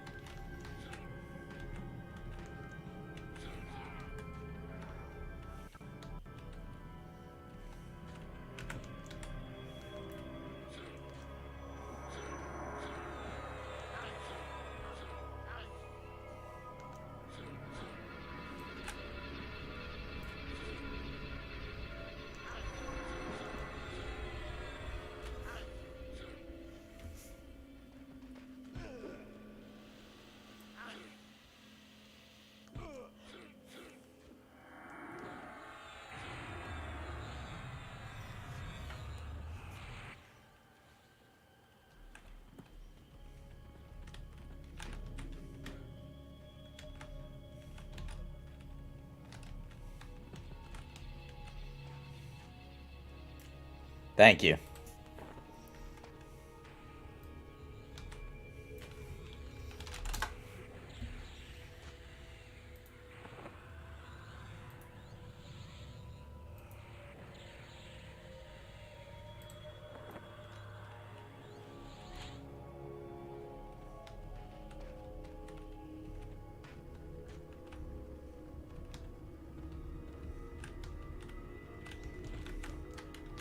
Got two.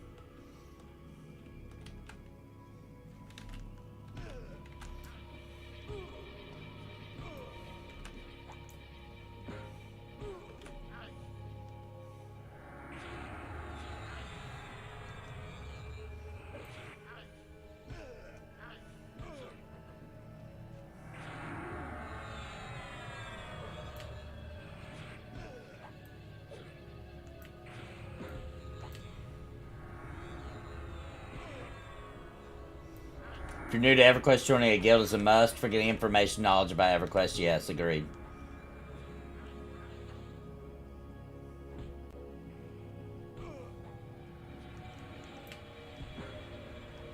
My son tried EverQuest and liked it. He didn't stick with it, but he did play it for a little while and have fun.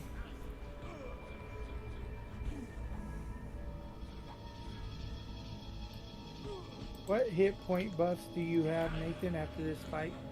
Or check? Let's see. I have Spirit of the Bear. I don't remember what some of these buffs do. I have Spirit of the Bear, Feel Like Cat, Dexterous Aura, Strengthen, obviously for Strength, Center, and then I don't know what this one even is. Symbol of Transite. Okay, I was just making sure my two stacked. Center and the symbol of something is mine. Oh, that one's yours. Yeah. Symbol of Transol. What's that one do? Hit point and AC buffs. Oh, nice. But it costs a Cat's Eye a gate to cast, so only the tank gets it. For now.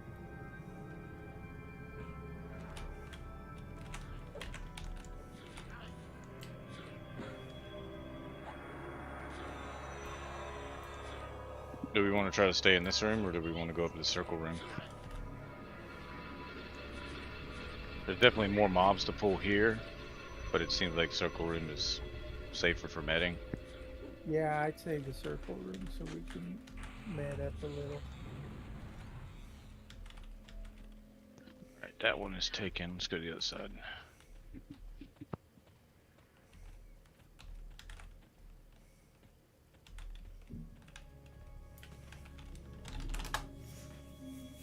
I'm hopeful for the UI engine revamp to let them make the UI easier for new players to understand. Yeah, me too. Once I have the DirectX 11 issues sorted out, I kind of hope they put those resources towards finishing the UI conversion. Me too.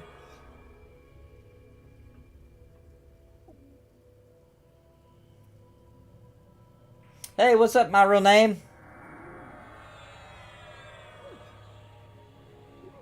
A Monsters and Memories type approach for EverQuest 1 would be nice. I so agree with that, man.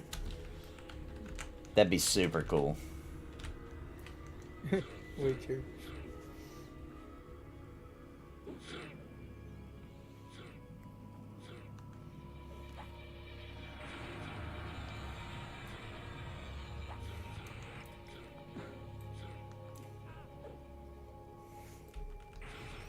Accidentally clicked out.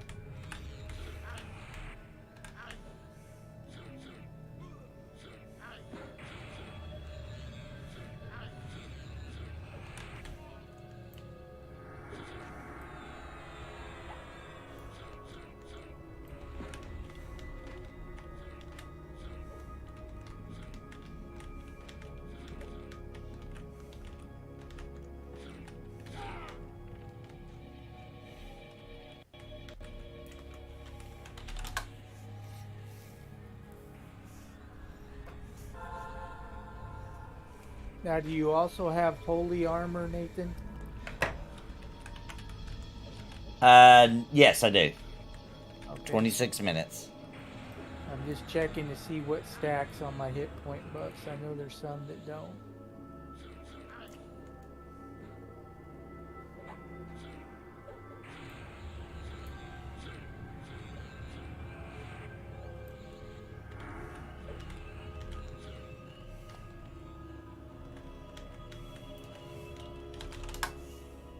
The reason they went for DirectX 11 is because it's more compatible with older hardware and sometimes even faster than DirectX 12.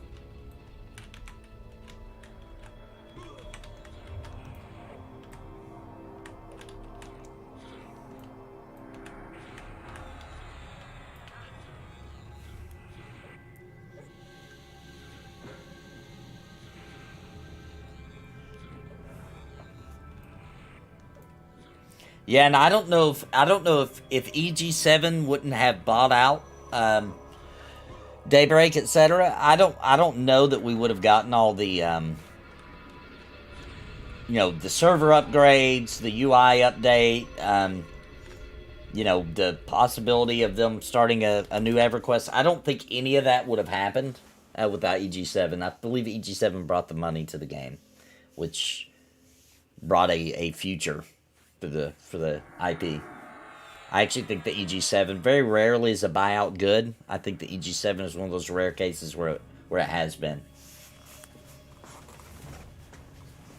Robe is 8. Wow.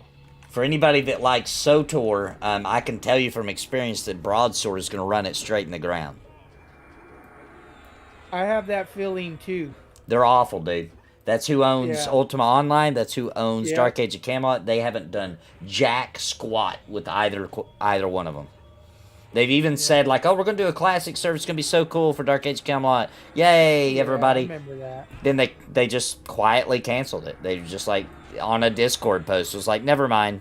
We would rather focus on the crappy stuff we're doing now. Like, okay, then. Well, that's why 200 people are on your server, right? Because you haven't done nothing. I think life just support around to soak up all the cash shop money. Yep, soak it in, and just life support. That's what they do. It's a life support company. It really actually makes me angry. Private servers on season 2 now. What is that, Phoenix or something? Not Phoenix. Eden. Eden's about to. You can play it now. It's in beta, but it launches in December. This season 2, which I'm excited. I'm gonna play it. Yeah, the private server is where it's at for Dark Age Camelot for sure, and Ultima Online, in my opinion. I'm getting schooled on Dark Age of Camelot on Monday with somebody. One of the guys out of your Discord is going to show me how to play. So. Oh, cool. You guys are going to hop on the beta? Yeah, because it's been, dude, since release since I played, and I didn't play it very long. Oh, okay. Yeah, I went wild. That's what pulled me from EverQuest. Yeah, me too. Pulled me from EverQuest. I freaking went nuts on that game. That was, like, a lot of the stories that people tell about EverQuest. Like, I mean, I did kind of lose my mind over EverQuest a little bit, too. No doubt. No doubt at all. But Dark Age Camelot was when I was like, oh, my God. I want to play MMOs for the rest of my life. This is the best thing ever.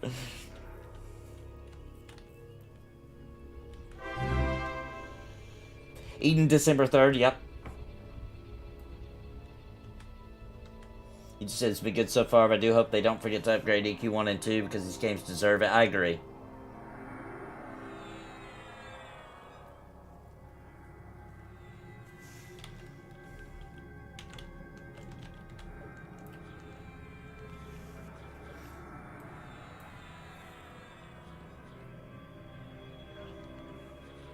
If you're wondering why I'm not pulling into the room, because this is as far as I can get them without them tethering. Yeah. That's cool.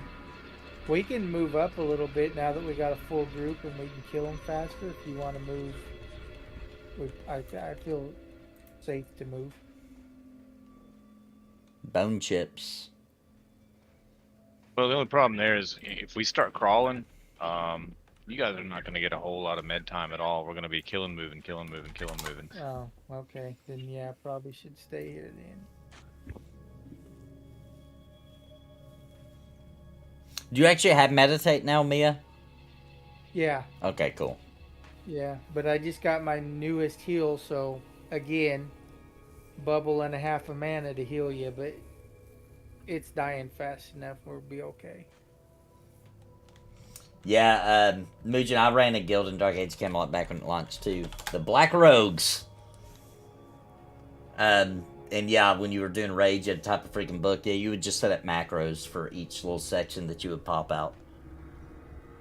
Dave was Dave that still plays games with me from time to time. He was our raid leader in our guild. We had a couple, but Dave was one of them.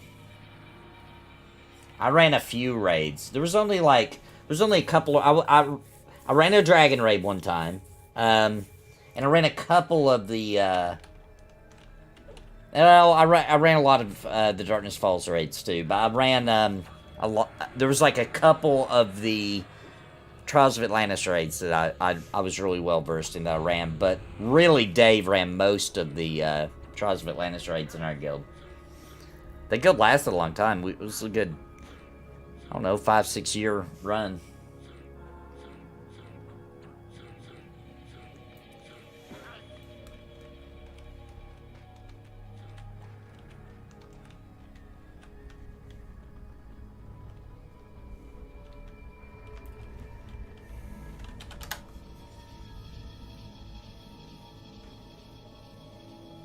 Didn't give Dark Age Camo a shot because of EverQuest, so I want to try it.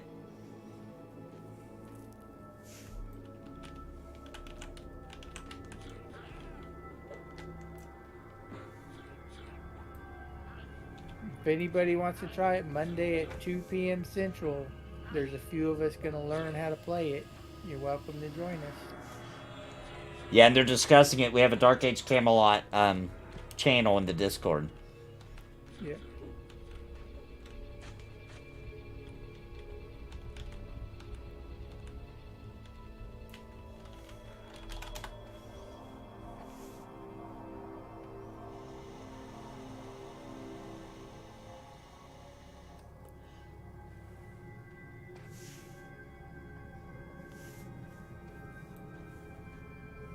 This pretty good XP for you guys?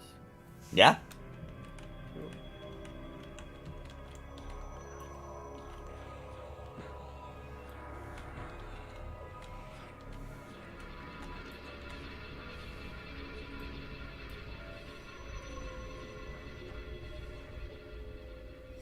Yeah, that's very true, Alex. The private servers generally do extremely, way better than the live server. That's because they're actually offering content. You know, if Dark Age of Camelot even just did a TLP type server once a year like EverQuest does, its population would be much better on live. Nobody, well, not nobody. Some people do play on live. It's very few, though. It's, I can't even believe they keep the servers running, to be honest.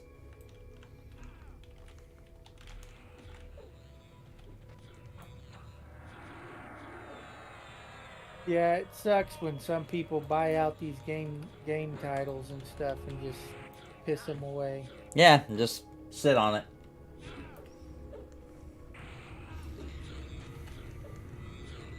Sad.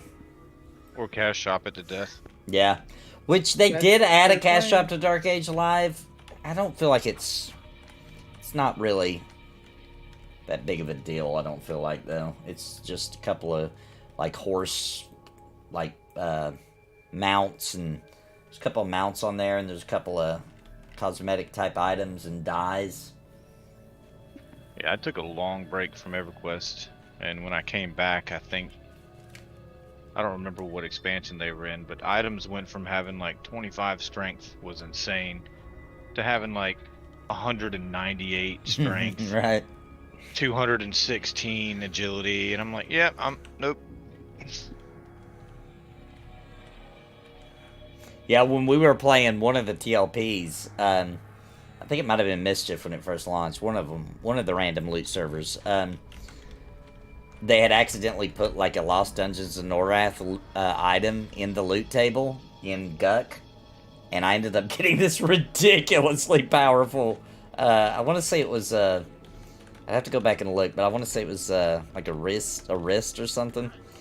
And then, like, not long after I found it, they brought the servers down because they had found, like, people were fine. I don't know if it was me or if other people also, but they realized there was loot wasn't supposed to be in the loot table, and they brought the server down to fix it.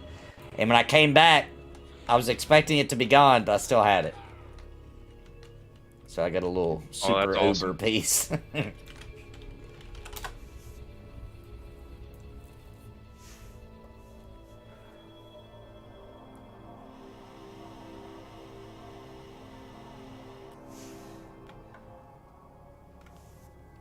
Have y'all seen the YouTube of the zoneless EverQuest a dev made? No. He works for a rival MMO and can't dox himself, so it's just a hobby project. That's super cool. That 3D map link where it's in your browser and you can just scroll through every single map in 3D in EverQuest is pretty freaking nuts. Hey Nathan, can you invite Jilly in Discord? Yeah. She's Starlock. There you go. Jilly's in. Thank you. You're welcome. Yep.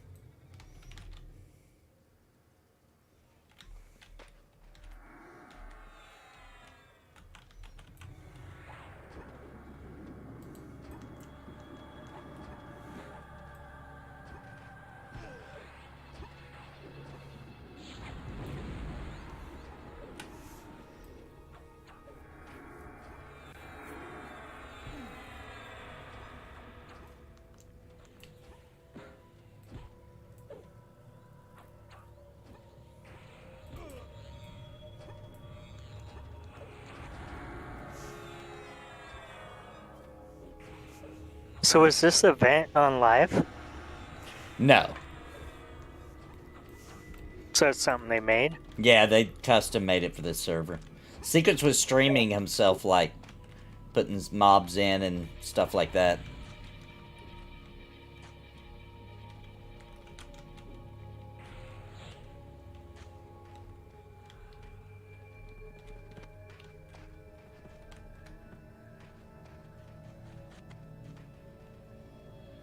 Yeah, there's a greater werewolf that shows up in the EC tunnel and just fears everybody.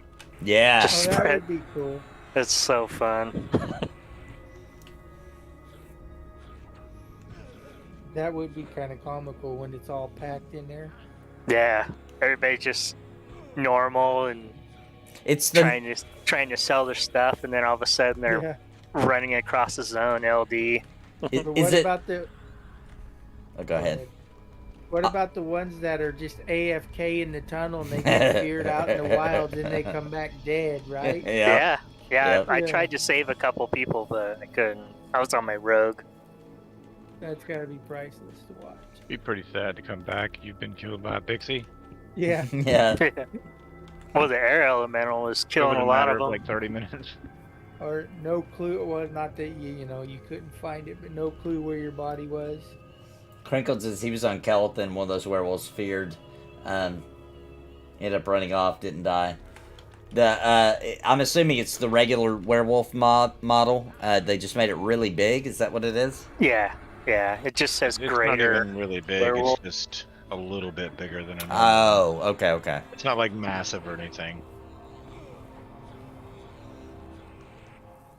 Yeah, that was always a bad day when you're zoned into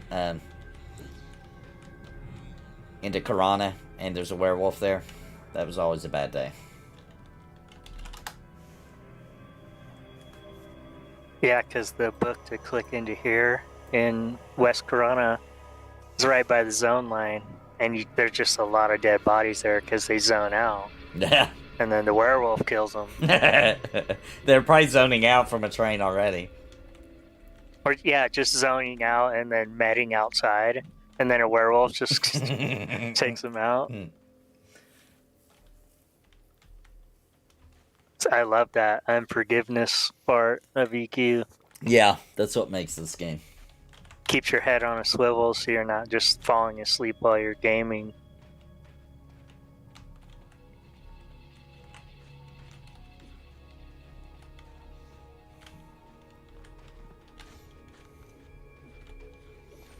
Yep, a lost art in a lot of, not all, but in a lot of modern game design is the fear, making you respect the world, making you a little scared to venture out. Yeah, I haven't played many MMOs outside of EverQuest that has that fear, which is a good thing, that's why I keep coming back. Yep.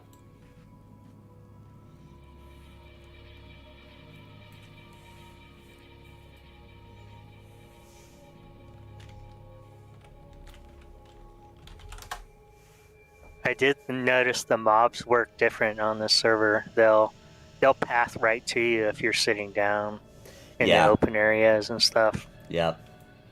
And also, when you're fighting, another mob will just appear, like spawn right there and join in. Makes it a little more interesting.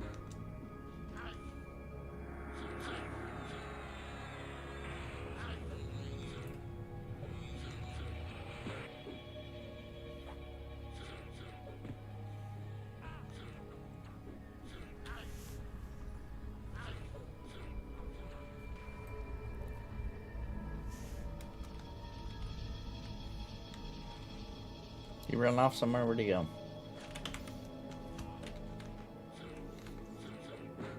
The adrenaline factor? Yeah. I do have an Ocarina of Time tattoo. I got the shield design from the Hylian's shield. I don't know if you can see it on here. On my shoulder. My wife has one of Link and Navi on her wrist as well.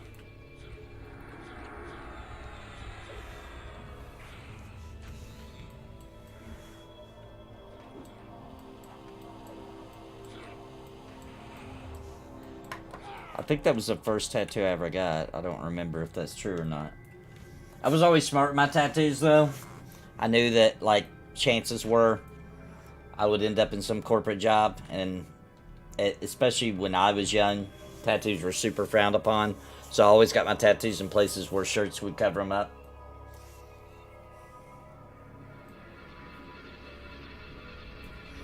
Yeah, I could try. I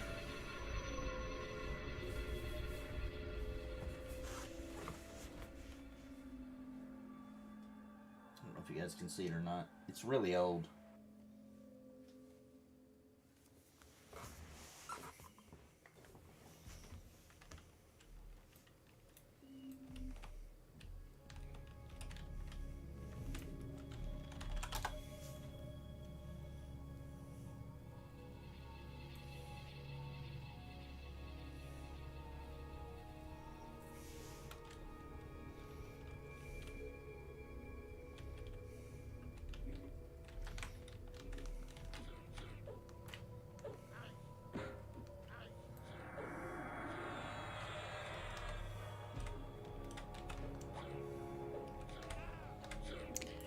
Yeah, we had a, like, you can't really tell because I would draw my tattoos and bring them to the artist we used to go to in Asheville. He's not there anymore, but he had set up a shop there in Asheville, North Carolina, and we used to go to him. He was a famous tattoo artist. I mean, you can't really see how good he is with my tattoos because I would literally draw mine while waiting for my turn and then give them to him, and he would do it exactly as I drew it.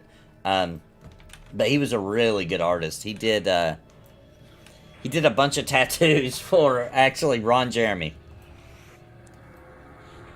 He's back. He was from California. He's back in California now. But at that time, I don't remember why he was in North Carolina, but he had set up shop there while he was there. And me and Steve got a bunch of tattoos from him. Steve has an entire joke leg of tattoos. He has one of his legs, he called it his joke leg. And it's just full of ridiculous tattoos. Like, there's one of a taco holding up a sign that says, "I love Taco Bell." It's, like, drawn really crappily. I actually drew it. That same artist I was talking about, we used to always go in there, and he told us that if we came up with the stupidest tattoo he's ever seen in his life, he would do it for free. So I drew a really crappy drawing of a tattoo holding up a little banner that says, "I love Taco Bell." And he agreed it was the stupidest tattoo he'd ever seen, so he did it on Steve's leg for free.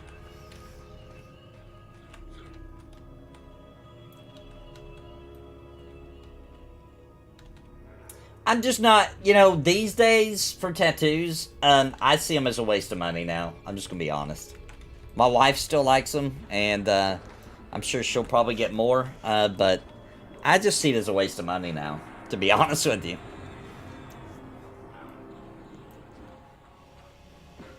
For me, I probably won't get any more just because I don't want to sink money into it. I just don't see the point now that I'm older.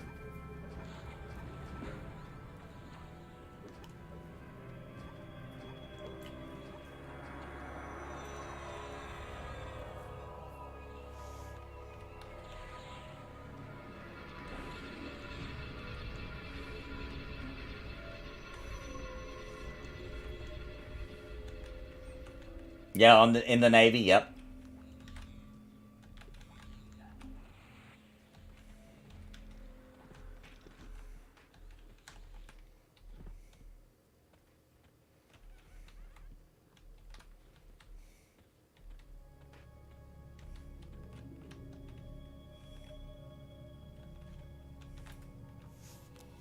Yeah, the wooden kokiri, yeah.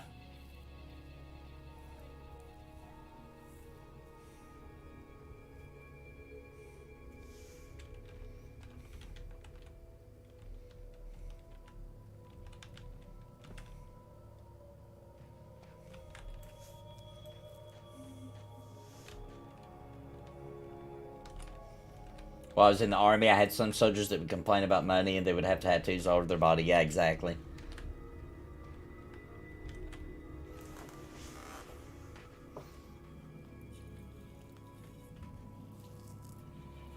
I almost got the Albion logo tattooed on me.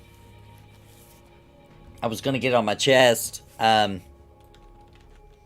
don't know why I never did. That was actually a plan of mine for a long time I was going to do.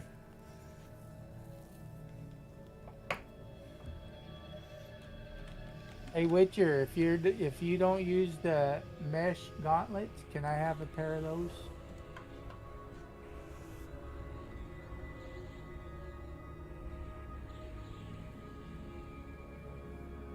I think I can wear those.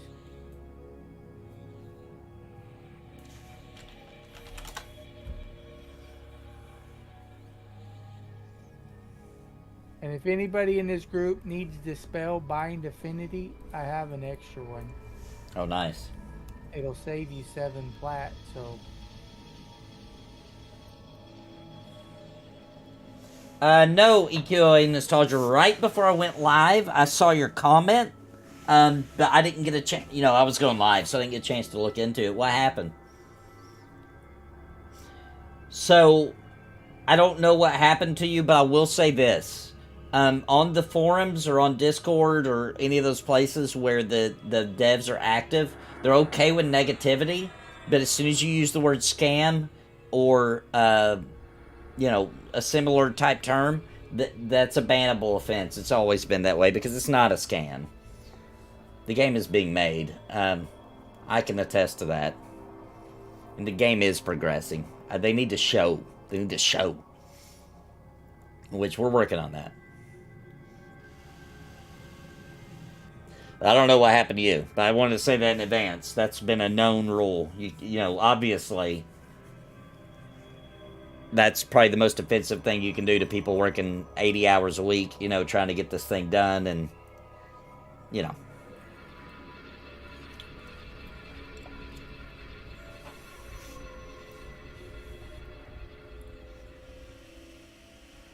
I do love Japanese. I love Japanese video games. I'm usually a fan.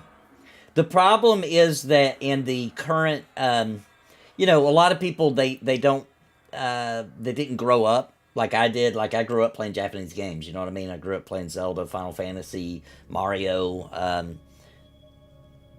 games by Capcom, Konami. You know, I grew up playing those games. I also grew up playing American-made games, too, you know what I mean? So, I can kind of appreciate both worlds. I love it when they collide with games like Wizardry, for example, where that was like a D&D, you know, super D&D kind of inspired Japanese take. So I love it when they combine. Was that a ghoul that just ran by us? I believe it was. To drive-by ghouling.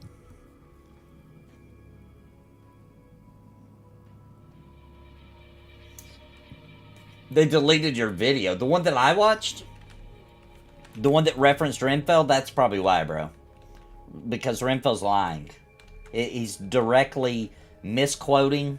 Even in his newest video he released yesterday, he said that there's only one dev working. If you click his link that he was supposedly reading, it says designer, not developer. Oh, I haven't seen your new one.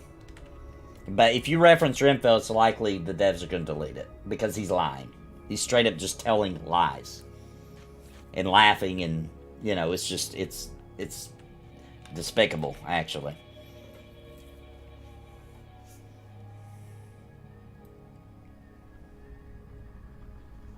But I haven't seen your new one. Was there? I don't know. Does it use the word scam? Because they will delete it. It's always been that way.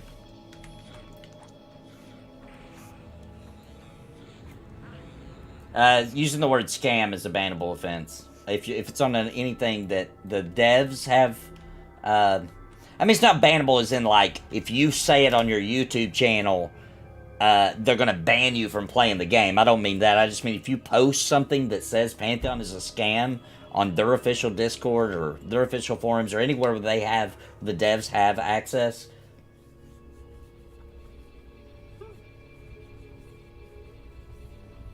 But I don't know if that's what EQO Nostalgia did or not. I haven't seen that video. Oh, ratio. When he was saying ratio, he kept saying ratio. That's so weird that he was pronouncing that way. I thought he was doing it on purpose at first. Thought there was some joke there, and I just didn't get it. But then I saw somebody kind of poked at him like, hey, it's pronounced, you know, ratio. And then he left some horrible, awful reply like, go screw yourself kind of comment. They used their clout to get it removed. Well, I tell you what, if we'll get time here in a minute. We'll watch your video if you don't mind, EQO Nostalgia, and let's see if there's any reason they should have done that. I know they're like trying their best to go into like disproving obviously a lot of the lies going around. Specifically, Renfel's lies are just egregious. Yeah, just give me a second here when we get to a moment, like maybe right towards the end of the stream or something. We'll pull up your video, if you don't mind. We'll watch it, and we'll see if we can't figure out what in the world's going on. So you're usually pretty open to negativity, bro. That Q&A was pretty much just filled with people being pissed, and they took it all. And even answered some of the mean comments and everything. How's the Halloween event working? Just fun custom zones? Yeah, it's this this zone which they've custom, you know, put mobs in here, and they've got a little mechanic where you can collect blood, faction, and it's going for another week. It's pretty cool.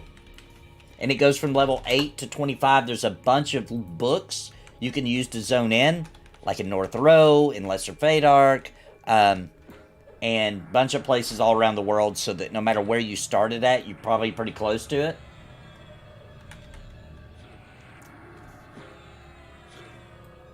Yeah, damage control, yep.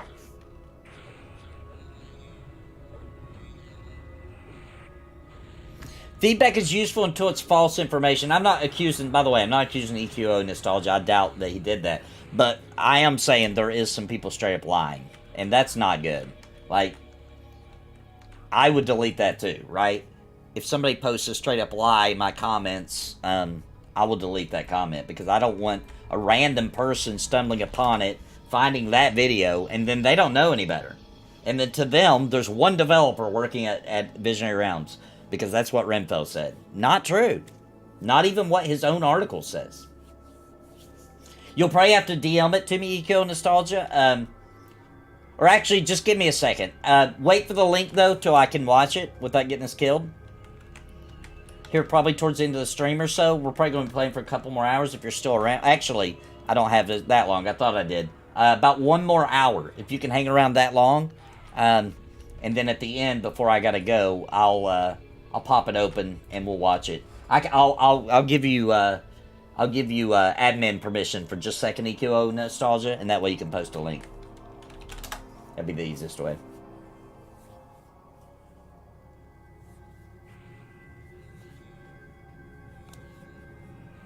Yeah, I'm not. Yeah, me and Ren are done. There were bridges already beginning to be on fire, and then his recent attitude and, you know, refusing to, you know, like, it's one thing to make a mistake, okay? Whoops, I read that wrong. That's not what they said. I accidentally released a video about it. My bad, I'll delete it now. It's another thing to continue to claim that's what that's what the news reports, and that you're accurate to all the comments, click your own link, dude. No, that's not what it says. It does not say that Joppa's the only developer. That's absolutely ridiculous.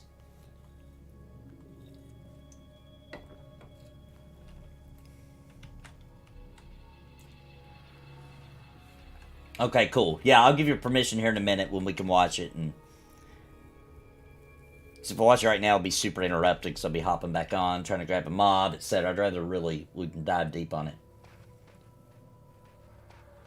Oh, it was a video about, okay, advising content creators to cut ties now. Okay.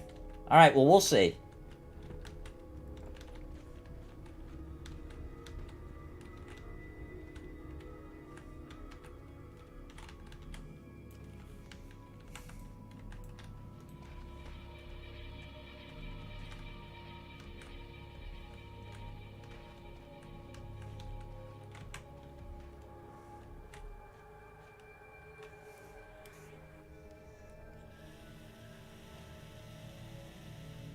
And I also like to mention that the way that Renfell attacked that pissed me off even more, right? Because Renfell used to be the only employee working on Saga of Leucemia, and everybody else worked for free. Okay? And he even said, sometimes when you're an indie developer, which makes sense to me, sometimes it's just off the sweat off your back and the passion alone. He even said, sometimes I didn't even get paid, so I could pay somebody else that was doing important work. And then he acts like it's so crazy that there might be part-time employees working full-time hours or etc. on an indie title, and how egregious all of that is. That's what he did. He did that. Also. And Pantheon's not doing that. Well, they do have people part-time that work more hours out of passion. That happens with indie projects. But there isn't one employee on the payroll like there was with his project. And there never has been.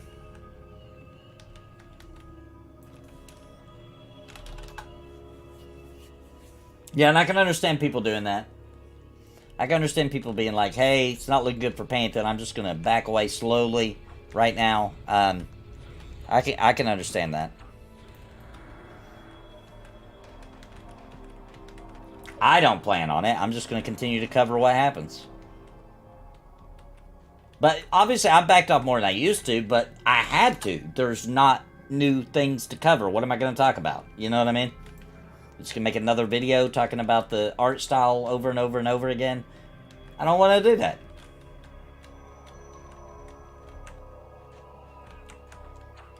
When there's substantial updates, there's something to show, or there's big news, heck yeah, I'm going to cover it. This just isn't the doomsday event that it appears from the outside, currently. And soon, guys, I'll get permission. We're working on it now, and I will show you guys what I mean.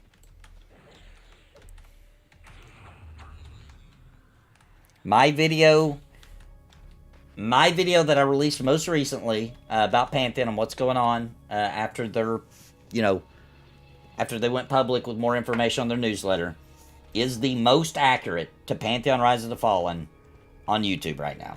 Hands down. Hands down. It's the most accurate to the reality.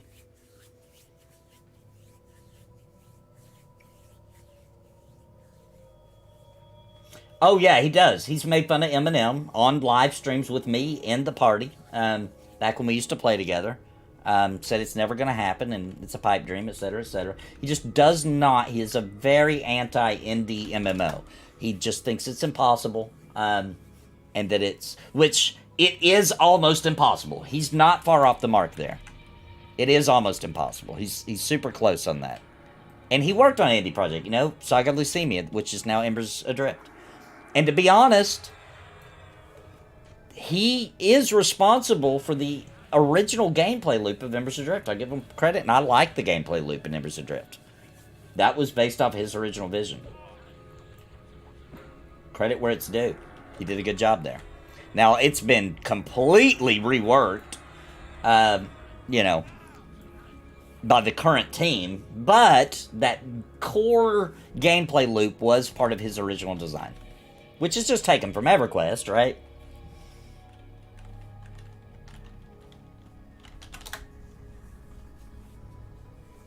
They used their influence to remove it from a subreddit they don't own, then took down their response to cover it. Even the MMO mods used a BS excuse to justify it. I moved away from that Reddit. You're talking about the Pantheon's Reddit? I moved away from that a long time ago, man. It's toxic as hell in there. Yeah. Yeah. They attacked me just for my little God is good at the beginning, a long time ago. It was like, oh, you can share content as long as it's not Nathan Napalm kind of attitude. And I was like, oh, well, peace, see ya. Don't need you. Screw you. Oh, whoa. Whoa. Oh, this is crazy, though. In the MMORPG subreddit? Whoa. Okay, now that's pretty crazy. Anything should be able to be posted there. That's not even... I thought you meant the... I was assuming you meant the Pantheon Rise to Fallen, which is handled by fans. It used to be handled by the devs, and they stepped away and said, let's let the fans handle it from here. As far as I'm aware, like I said, I stepped away years ago. But I could kind of maybe see it on the... It'd still be a little shocking, even on the Pantheon Rise of the Fallen one, because it's so toxic in there every day.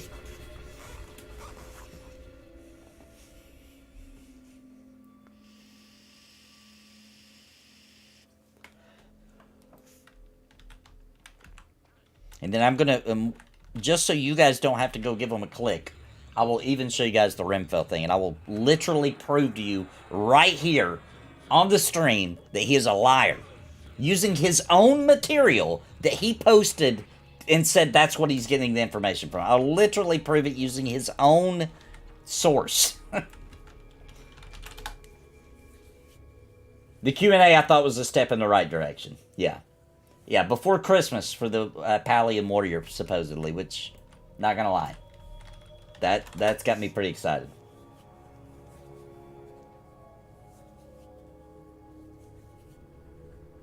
Ooh, nice! Hit 17. Dude, you're moving along, man, in Embers. Great job.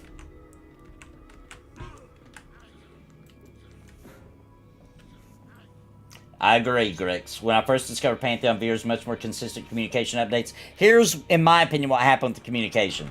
Brad McQuaid, he was a lot like, well, he was Brad McQuaid. He was excited. He would talk openly. He wasn't afraid. It was his project, right? So he wasn't afraid to spill information or data, or sometimes it got him in trouble, right? Like that time he got all hyped up and said, Pantheon's going to be out by 2018. Okay, that came from the heart. What he would like to have done was not possible, obviously. His vision was not as grandiose as it's become, I'd also like to mention. But it was way more open because Brad McQuaid. After Brad McQuaid passed away, God rest his soul, things got weird really fast.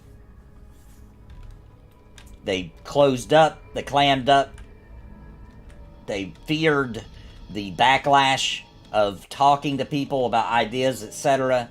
And it's just been it's almost like they're trying to do a standard development cycle like you would do if you had funding behind closed doors by a private investor or publisher, where you do not beholden to the customers as much. It does have that feel. Like it's a late 90s, early 2000s non-crowdfunded development cycle.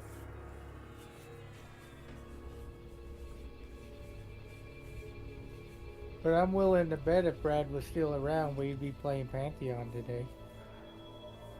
Yeah. Very, very Dude, close. I can guarantee you we would at the very worst be in beta right now. And it would not look like this art style. No way. No freaking way.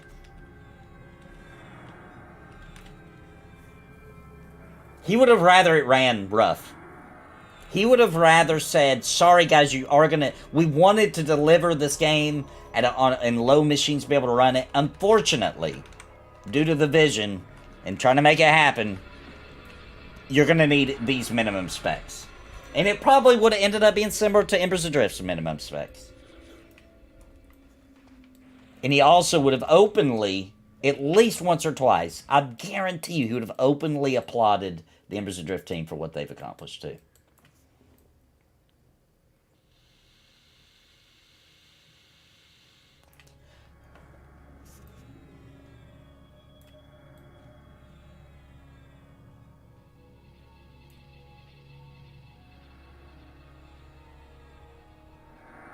The Aerodune server, yeah. We had good times on that.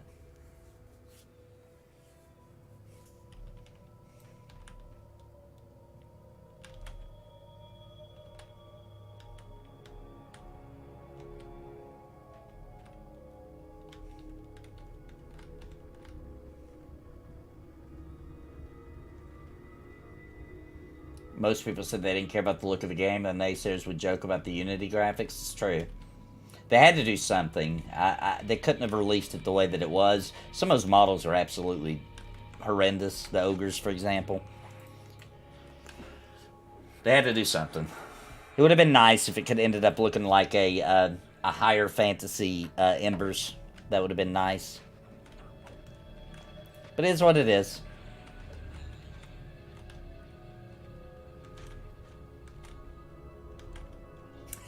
"500 years from now, MMOs will be a religion, and Brad Yoshi P will be the saints." Will Richard Garriott make it in there too, though? What about Richard Garriott? What about... Who will be the devil? Ponytail Man?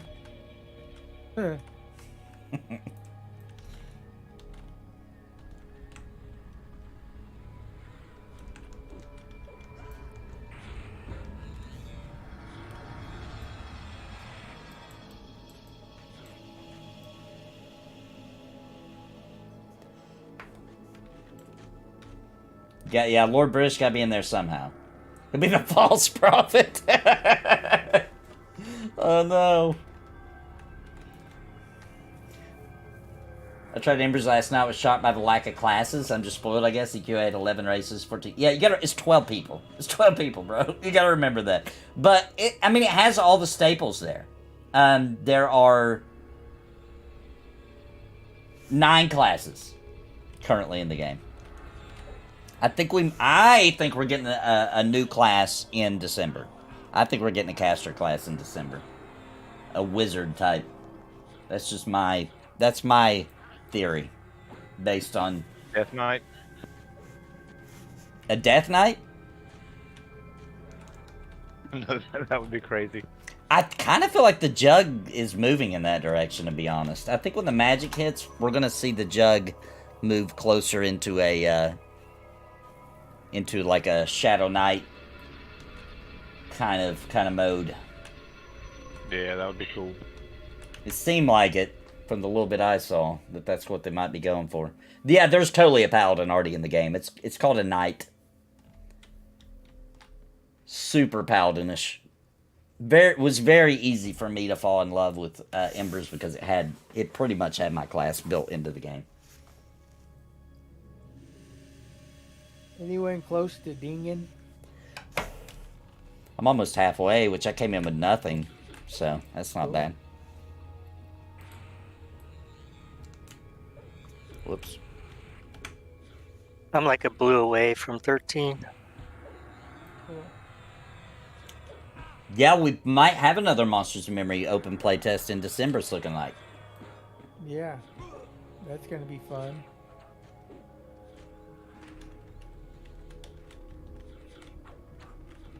Make sure when you're playing Embers you turn off that camera shake. It can make you feel sick, in my opinion, otherwise.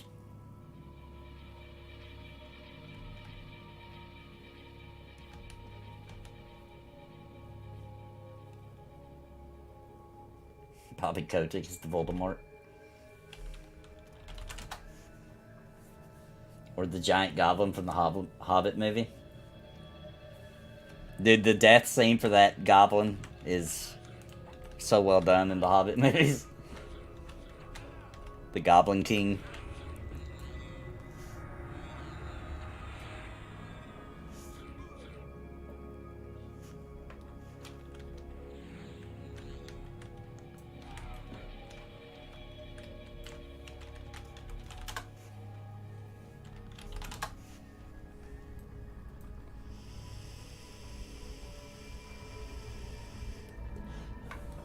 Yeah, my wife, I had forgotten about the camera shake. My wife was playing last night and was saying she was starting to make her feel sick, and somebody in chat reminded me that happens to a lot of people with the camera shake on.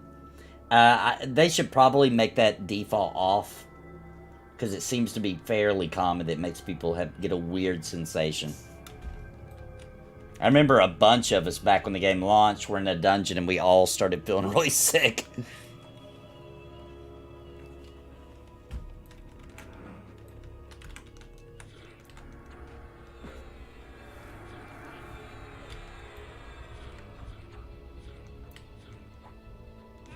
Yeah, the triple buffering VSync. I've been playing Return to Moria. It's fun. I got an awful bug where I can't connect online. It takes like 15-20 minutes to actually boot. Dang. Other than that, though, I like it.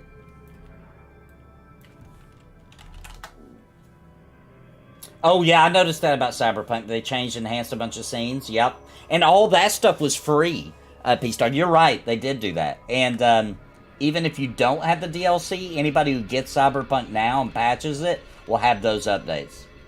All right, Silver Knight, thanks for coming, man. Have a good day. I've got about 30 minutes left, and then I'm going to have to go. Yeah, that's about what I was about to say. 25 minutes, what I got. We'll watch a couple of videos. I need one of you to and die react. so I can like res you. I mean, listen, when we die in this group, we all die. That's the problem. All or nothing. This was good XP, though. I got 50% into the level. Cool. I'll be over it by the time we're done.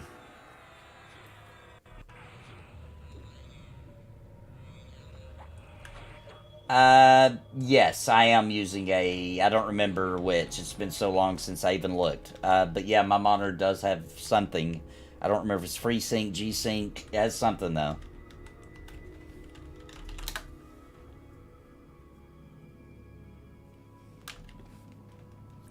Today, we are going to go do creepy things in real life. Halloween is my wife's favorite holiday. She loves, we found a really good haunted house attraction. We're going to go. It's a pretty decent drive, but it's worth it. My son does not want to go. He is not as...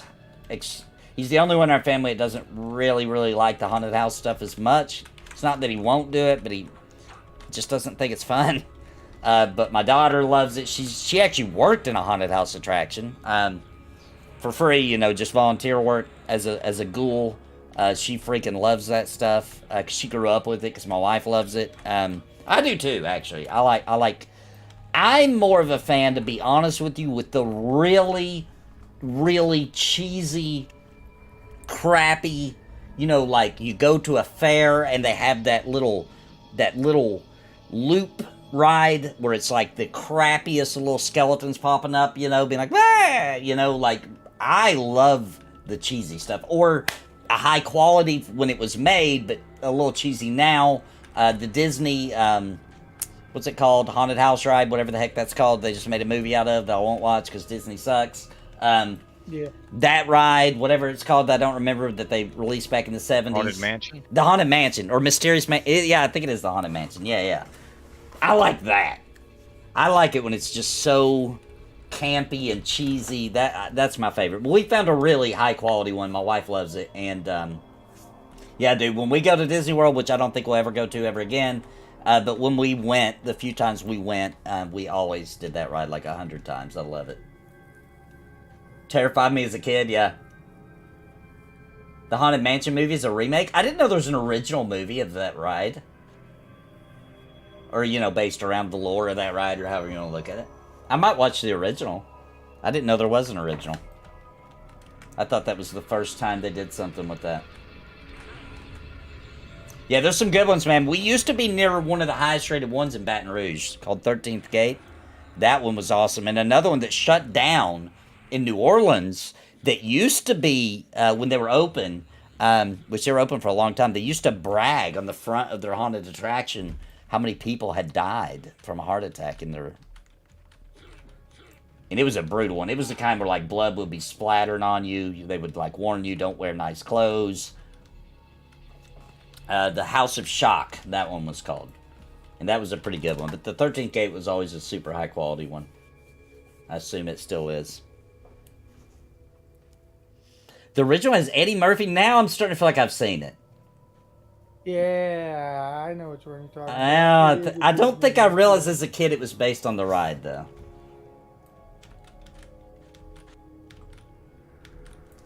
Yeah, anyway, we're going to go do that. It's about a 2-hour drive, so it'll be 4 hours of just driving, and I probably won't be back. We probably won't get back till really late.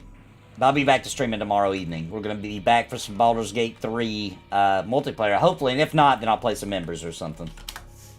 The movie was first, the ride came after? Well, the ride came out in the 70s, didn't it?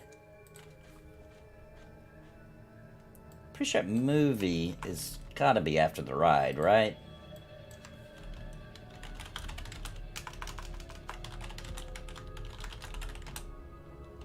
I'm kind of excited about the new Beetlejuice. The ride came out in 1969, so I'm pretty sure it was first. Yeah, I'm excited about the new Beetlejuice, too.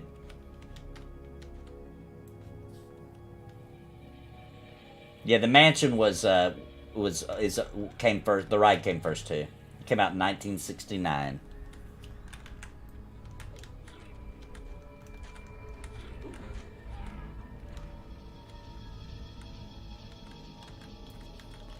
Yeah, I only know that I only knew that because my mom always talked about how she loved that ride when she was a kid and went and seen it in the early 70s.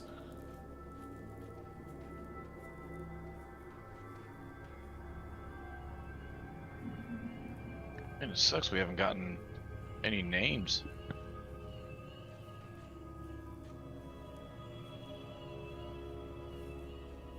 Yeah, we really haven't. I was thinking about how our guild in Embers is bag runs, and I was looking at your guild name right now. Almost suggest to rename the guild to corpse runs, but that sounds really disgusting. Yeah, since it's not technically your corpse that drops in Embers, it's your bag. That's why we did that. I finally watched all 5 Pirates of the Caribbean movies recently, which was also based on a ride, and of course, it was my first MMO. Oh, it was your first MMO? I might have tried it for like a day or something, but I don't remember playing that one.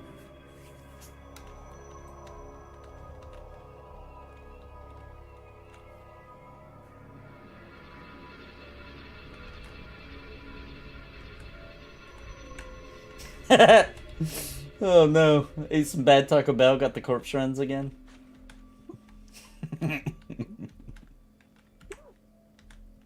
I tried it, it was very unfinished.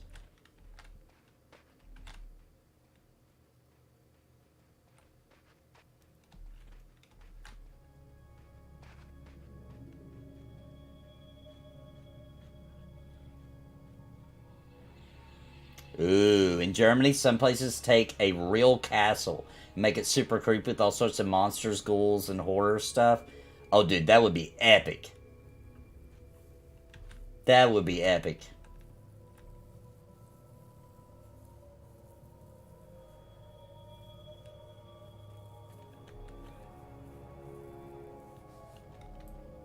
One day, I'm going to take a trip to Germany and tour some of those castles.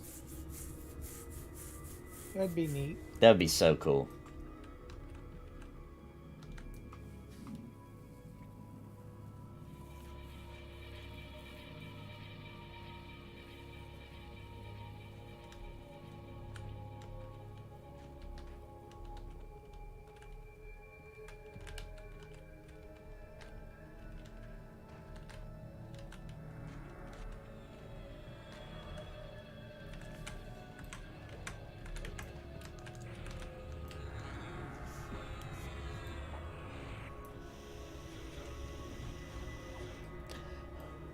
I actually like watching that old. It's so old that like, you can still get the movie, but it was like before. It was when like the voice wasn't actually recorded. It was just like words afterwards. It's an old movie, probably some of you've heard of, called Nosferatu. I like watching that movie sometimes. Just I think it's a really creepy movie for one thing. There's something absolutely disturbing about the vampire in the Nosferatu. But also I like watching just for the the castle it was filmed in. It's so freaking cool.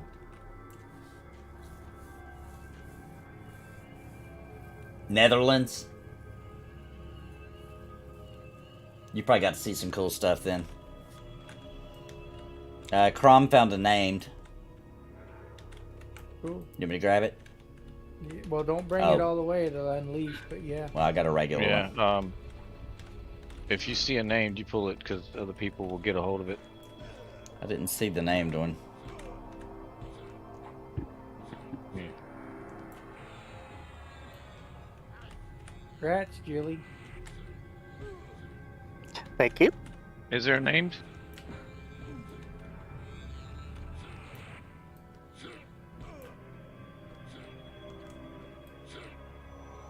I didn't see it. You saw one somewhere.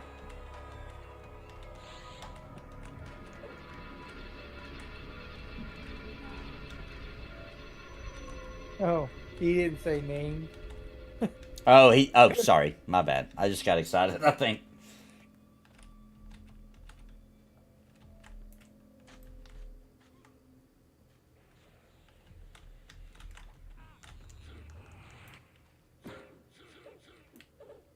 We should have went sightseeing more often.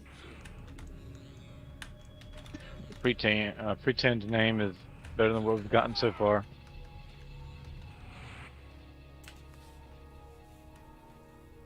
Oh, he just said one up here. Well, I was excited. What are they dropping in here? It's kind of random mid-grade loot, like dwarven work boots, stuff like that. Oh, that's cool. And a blood that you turn in for faction and something else. I've seen hero bracers drop.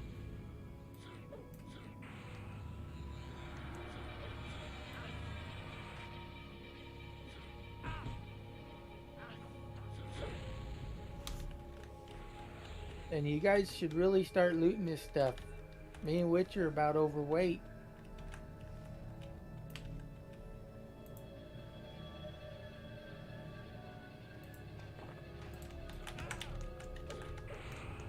Sucks being a monk. I can't load myself down. Dude, this is like the best place to come while it's open here for the next week if you just want to grab up some loot. My goodness. Yeah. It ain't like it's... You're not going to twink your character or nothing, but you can definitely get some upgrades. Yeah, I'd take huge AC chunks if I get overweight.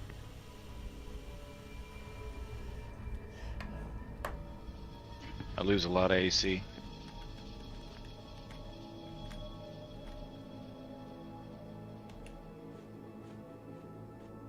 Yeah, Witcher looks like he just finished Thanksgiving dinner. Right? Can barely move. Oh, he was skinny when we started. It's definitely rotund. Yeah, the weight penalty for monks is definitely real, yeah. Yeah, if I go above like 36 weight, like it starts to take drastic chunks out of my AC. Yeah.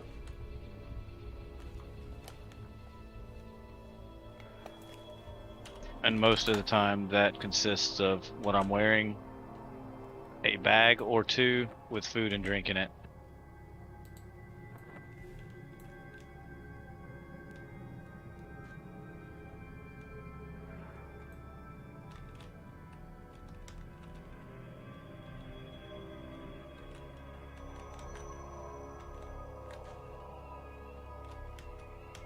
Well, I bet this being open, Unrest is probably not as crowded. True. I bet you that's right.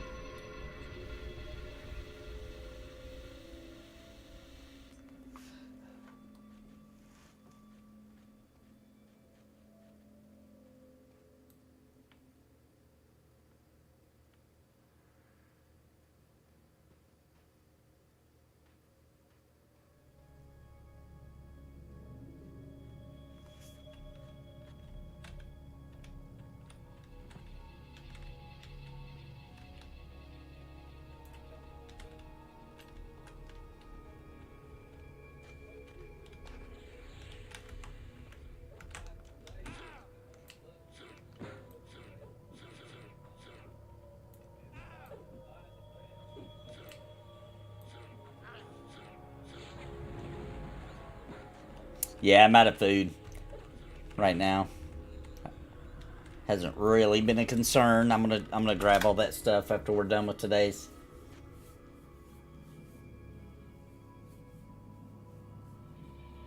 Oof, arthritis in your wrists.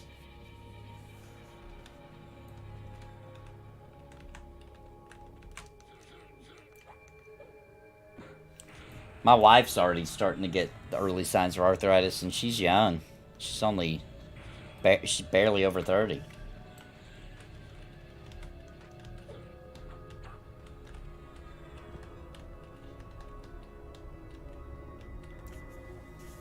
Oh no, in your neck? Oh my goodness, dude. Wow. Ouch. Yeah. Causes bad headaches, eye pain. My goodness, man. This is a zone that has been customed into Quarm for Halloween. They have several books all over, like in North Row, Lesser Fate Arc, all over the place, where you can enter in. It's pretty cool. It's from levels 8 to 25.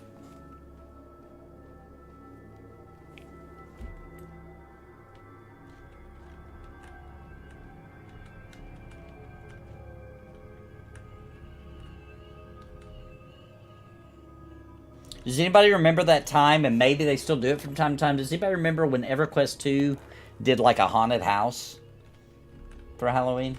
You could go in it, and it was like a little cheesy haunted house. It was super fun. That's one of my favorite Halloween events.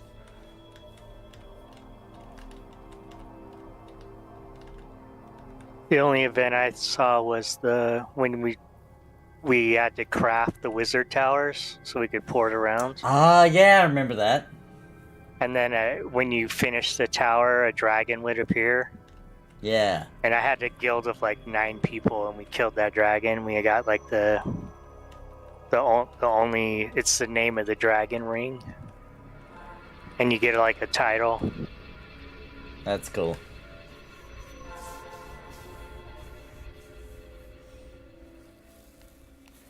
I still haven't gotten to see Unrest and EverQuest 2.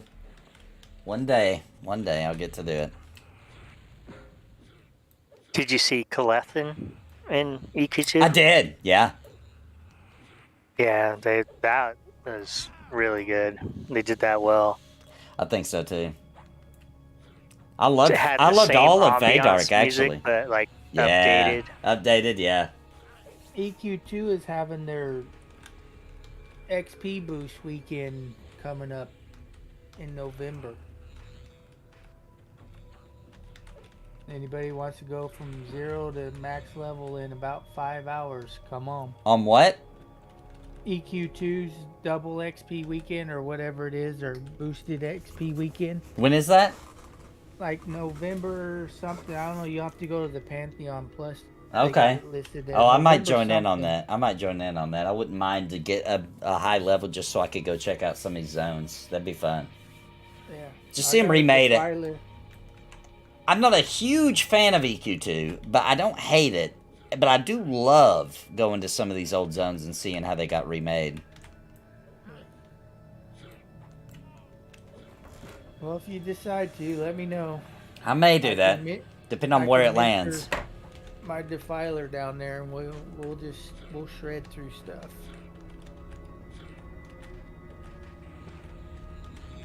And plus, I'm sure there's gonna be a few Pantheon Plus people that weekend as well. Yeah.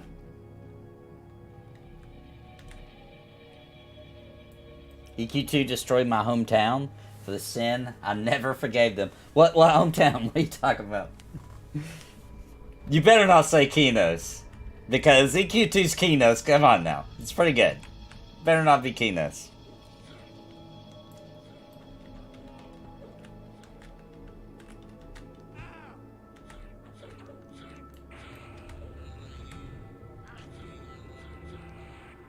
Yeah, EverQuest 2 is free to play, like all their MMOs except for the TLP servers, right? Yep. Yeah. Oh, Surefall Glade? Okay, well. I'm gonna just stay silent on that topic then. But I liked Greater Fate Arc, yeah, on EverQuest 2. I loved it. Especially when it first launched, I was absolutely almost tears of joy seeing it.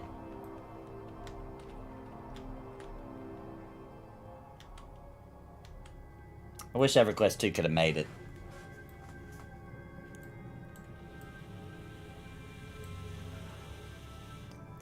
Like when they created the phase and Greater Fate Arc, you can jump off of everything and just glide down. Yeah.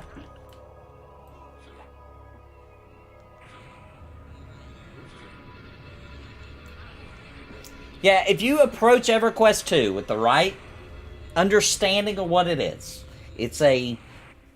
I'm sorry if I'm going to hurt some EverQuest 2 lovers' feelings, I'm just going to say it like it is. It's a WoWified EverQuest. If you can get over that, and you can just say, I'm playing this to see some cool places and for nostalgia, you can have some fun. You can have some fun. And you can have some really, really good times. Yeah. In Q2. Yeah. Get ready to make some macros. Yeah, definitely. or get carpal tunnel. One of the two. Yeah, level 10, you have 4 hot bars worth of abilities. Yeah. It's a little bit outrageous. WoW and Nikki 2 came around at the same time. Yeah, dude, and they were like spying on each other. It was crazy, dude. It was the last that I can think of 2 MMOs launching together, going at war for the title of the ultimate MMO. They had spies, so they could find out what the other team was doing, so they could try to put it in their game. I mean, it was absolutely, that was a crazy time to be an MMO fan. I was, obviously, back then I was on EQ2's side. I wanted it to be, it felt like it was gonna be. I underestimated the power of Blizzard at that time. I knew, Diablo, etc., Warcraft. I knew it had power. But at that time, EverQuest was the king, man. Like, if you said MMO, and anybody knew what you were talking about, then they would say EverQuest, right? Before World of Warcraft. It was the king. There was articles like, hey, is it possible that World of Warcraft can dethrone EverQuest? Like, it was the king. So it felt like, of course, EverQuest 2 is going to be the next big MMO. Plus the graphics was crazy for the time. Wish they would have made a StarCraft MMO. Yeah, why didn't they? I'm telling you, that's the next thing. They had a Warhammer. StarCraft would have been awesome. When Blizzard is in big trouble again, that's what they'll do. I don't know if it'll be an MMO, but StarCraft will make a comeback. That's like their next big. Oh gosh, everybody hates us. Let's make a new StarCraft. I guarantee you.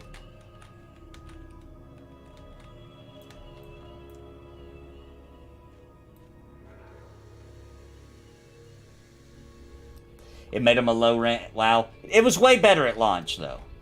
EverQuest 2 still felt... It still took a while to level up. It felt more similar to the original EverQuest formula when it launched, in my opinion. I went into it and was having a blast. I loved it at launch.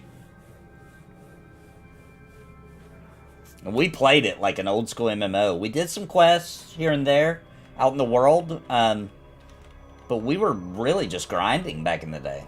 And we might have been playing it wrong. I don't know. But we played it like EverQuest. We played EverQuest 2 totally like it was just EverQuest. And me and Dave got so addicted to EverQuest 2 at one point that we had played it like, I don't remember how we were not having to go to work. We must have took vacation time. I don't know why we weren't having to work, but we played it for like a full day and night, no sleep. Then the next day, we were going to sleep that day, but we got invited to something in the game. It was a dungeon we were wanting to do or something. We ended up playing all that day. Then we were like, with the whole day, we were like, dude, as soon as it's over, bro, I'm crashing. Like, we were so tired. And then some friends came over and showed up that we didn't expect. So we hung out with them and ended up staying up all night. And then we had to drive like a good 30 minutes away for something going on. And that was the time that Dave was driving. And I just passed out. I got in the car. I barely remember leaving the driveway. I fell asleep. I woke up and because there was a loud like semi-truck blowing their horn, and I look over and Dave is asleep, driving with his hands up on the dashboard, steering with his chest, I guess, asleep. And I like bumped him, woke him up, and we were there. We had driven. I was like, dude, when did you fall asleep? He's like, dude, I don't even remember getting on the interstate. So this dude drove us a 30-minute drive into another city asleep. Legend. I don't know how that... God, it just wasn't our time. God looked after us. God took the wheel, man. Because we were asleep. we were in a deep, deep slumber. Does Dark Age Camelot have much to offer for someone who doesn't like a lot of PvP? I could do 80-20 split at the most. Yeah, here's the deal.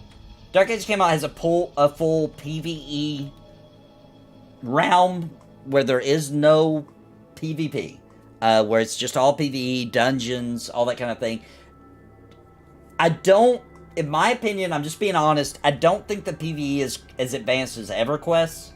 I thought it was back then, but in retrospect, it definitely isn't as good. It's average. It's good enough, right? But here's what Dark Age Camelot's going to do to you if you actually try it. And also, depending a little bit on RNG and luck and stuff like that, chances are you'll end up going into a battlegrounds because your group is doing it, and there are PvE quests in there as well. You're going to get tied up in a little... It's almost like it tricks you into doing a little bit of PvP. Depending on how that goes, chances are you'll probably start having a little fun with it, and then you'll be like, oh, the PvP's kind of fun in this game. I don't mind it. Next thing you know, you'll be joining big, giant freaking raids, taking down towers, blowing holes in the side of keeps, and it just grows on you, dude. It's the best PvP ever in an MMO, and they had a very special way of introducing you to it to where, even if that wasn't your intent, you end up liking it. That's my personal opinion that I've seen happen to hundreds of people over the years. It just slowly introduces you to something a little bit more advanced in PvP, something a little bit cooler, something a little better as you go through the battlegrounds, and eventually you end up... And by the way, the word battlegrounds, it's not like World of Warcraft where it's super balanced. A battlegrounds is just a zone you go into, and whoever's there is there. It's not like, oh, you queue up and all this stuff. No. It could be 100 of your team, it could be 20 of the other team, and 600 of the other team. Whoever's there is there. Play a lot of Shadowbane. If you even slightly like Shadowbane in the PvP, you're going to love Dark Age Camelot. That was the game that I tried right before Dark Age Camelot. Played Shadowbane, thought it was okay, liked it, but then I played Dark Age Camelot and fell in love. For Shadowbane to be fun, I played a lot of it. You had to be in like a big guild. Yes. That were capable of doing things. Yeah. Because I was in a guild called Deathhead Legion, and they would literally camp people's cities, and they would log on, and they would say, you know, leave the guild or we're going to kill you. Yep. And they did that to a lot of guilds, and it sucked. I didn't like it. I was a big part of it, but I mean, I ended up leaving because of that. They were just taking over. Yeah, when I played Shadowbane... That was the way the game was, though. I mean, that's what you did in that game. That's the way it was built to be. And you would make a little... I know I would be on, like, a night duty. When I didn't play Shadowbane that long, but for a little while there, I was on, like, a night duty of defending our little town. I was a guard. Yeah, you had to like watch people all the time. Yeah. To like, and they had to be able to get in contact with like the rest of the guild somehow, so everybody can log on and keep your city from getting taken over. Yep. Did you see Lords of Death in Shadowbane? You remember that guild? Oh, I don't remember. Yeah, it seems like I remember them. I don't. Yeah. I was playing with them in Darkfall. Shadowbane has some Chinese company bought it, and it's still, you can still play it. They brought it back on Steam.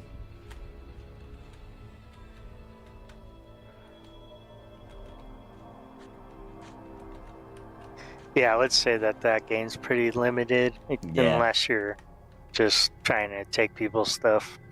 Yeah, it was Yeah. it was a crazy step back then. I It feel had like. it had its time. I mean, Yeah. it was new. Yeah. I got to start heading out here, folks. Yeah, let's head up to the top.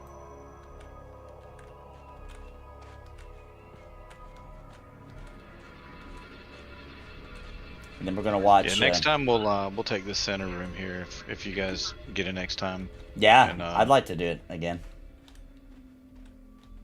Because I've mainly pulled this room here, and I can pull from all these hallways into this room, and it just upgrade, upped our chance of Yeah. getting it named.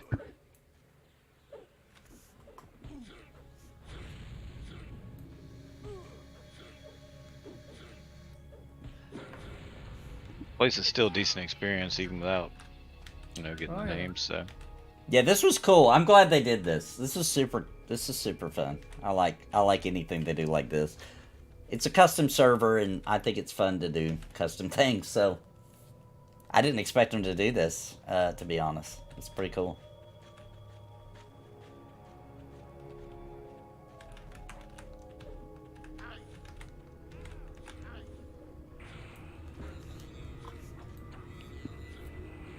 if we're heading out, we can just go down and click the pillar, and then click the book. Yeah. Yeah, Quarm is pretty cool. I mean, here's the deal. For right now, P99 is still a higher quality server, but Quarm is fun, and it's different. Especially with stuff like this. The GMs doing events, and... Whoops, thought that was Witcher.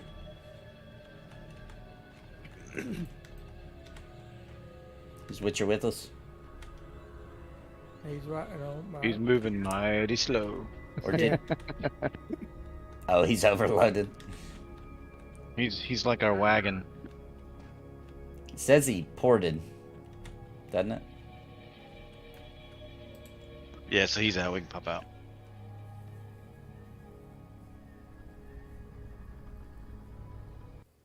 Can drop random legacy items. GM's doing events. I miss those days. That's why Eternal Tombs has my interest. Well, part of why.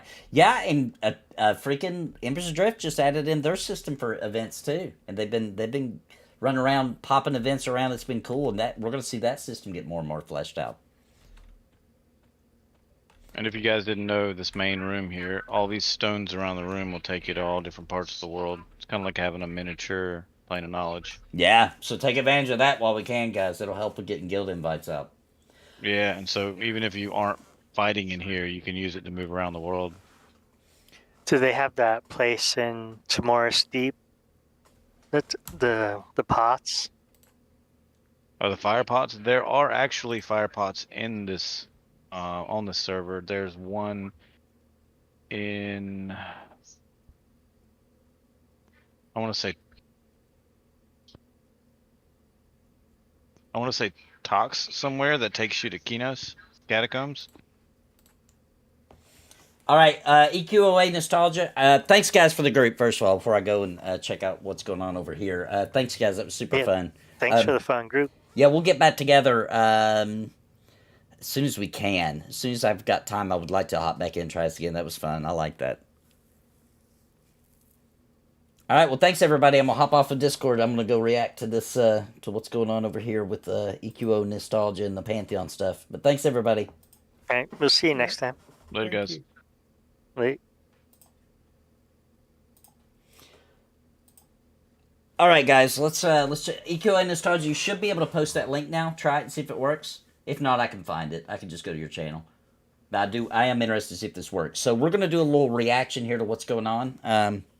Let's watch EQA Nostalgia. Now, I'd like to show you guys Remfell's video so I can show you how he is lying. That way you guys don't have to give him a view. Oh, it did work. Perfect. All right. What's up so everybody can see? Let's get some context here. I want to point out how the MMORPG mods use lies to remove my video. It's time to cut ties to Pantheon. Okay. There's the video that he posted. Removed because of rule number 4. No YouTube direct linking unless it's straight from the developer's page. If you want to post a YouTube link, okay, I've had that trouble in MMORPG on their subreddit too. I can't post any of my videos because they only allow links that are from an official source. So like I can't post any of my videos on MMORPG on the Reddit, or I get the same issue every time I've ever tried. I just don't do it anymore. But for a while there, I was trying, and I kept getting this because they only want direct links. Like, so I could only link if Visionary Realms official YouTube or something had done it, right? So I did know about that. This wasn't directly linked video. I followed your rules and posted it as a text post. See, unless it's straight from the developers, right? So that's the only time they allow it. Post as a text post. Oh, okay, a text post should be fine. Also, I caught the Visionary Realms mod, who obviously has clout with you guys, and who reported and had it removed. Furthermore, it was not promoting private. Yeah, it definitely wasn't a private server. Yeah, text post should not have been removed, though. Like, I should, you should be able to go to MMORPG, any text post, no matter how opinionated it is, shouldn't be an issue. I can understand the video one, though, because I run into that every time I've tried to post there. Well, I probably didn't try, but a couple times and realized I wasn't allowed to and didn't do it anymore. So even if it's like MMO news or anything, like, I wouldn't try to post all my videos on there, but like if it's like big news, I remember trying to post it and I would get it removed, but it wasn't a text, it was the link to the video, which they don't allow unless it comes straight from the developer. So if you're reposting something Visionary Rounds had posted, they would allow that. All right, let's see your video, though. Give me a second here. I'll see if I can pull it up. I'm just going to react honestly to how I feel about it.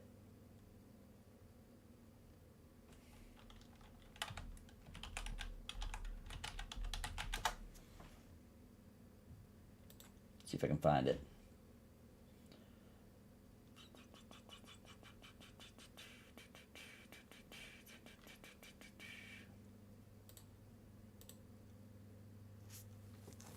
Okay, here's the video. Pull it over here so we can all watch it together. I'm going to try to keep this on the short side, but I just want to make a suggestion for people who are covering Pantheon. And I don't want to sound arrogant here, but I've been on this site since 2011, and I've seen a lot of stuff come and go. And at a certain point, you have to protect your brand. Okay? Now, I'm talking to the people who are sticking up for Pantheon in any way. It is time for people to cut ties. And I know a lot of you don't want to hear this. Okay? All right, I'm going to pause it here for just a second. I disagree that it's time for me to cut ties. Here's why. Because exactly as they have portrayed it with the newsletter is exactly what it is, right? I understand the word extraction sounds freaking awful, right? I understand that. Do I wish there wasn't a time limit to playing in the world of Pantheon? Yes, of course. I'd rather just play it like an MMO. Am I seeing that because they're doing this, we're suddenly getting things fixed faster and the world is finally starting to move forward and we're getting actual updates every week that actually add things to the game, actually are advancing Pantheon forward? Yes, I do. So at that point, I can't say there's no reason for me to cut ties. Because although they did something that I don't personally like, I'm seeing that it's working for them as developers. And I'm just a tester. Okay? I'm also a content creator, sure. But when I log into Pantheon to do their 24/7, which is the only way to play Pantheon right now, but it's open all the time. I can do it whenever I want. I'm just a tester. When I'm doing that, I'm just a tester.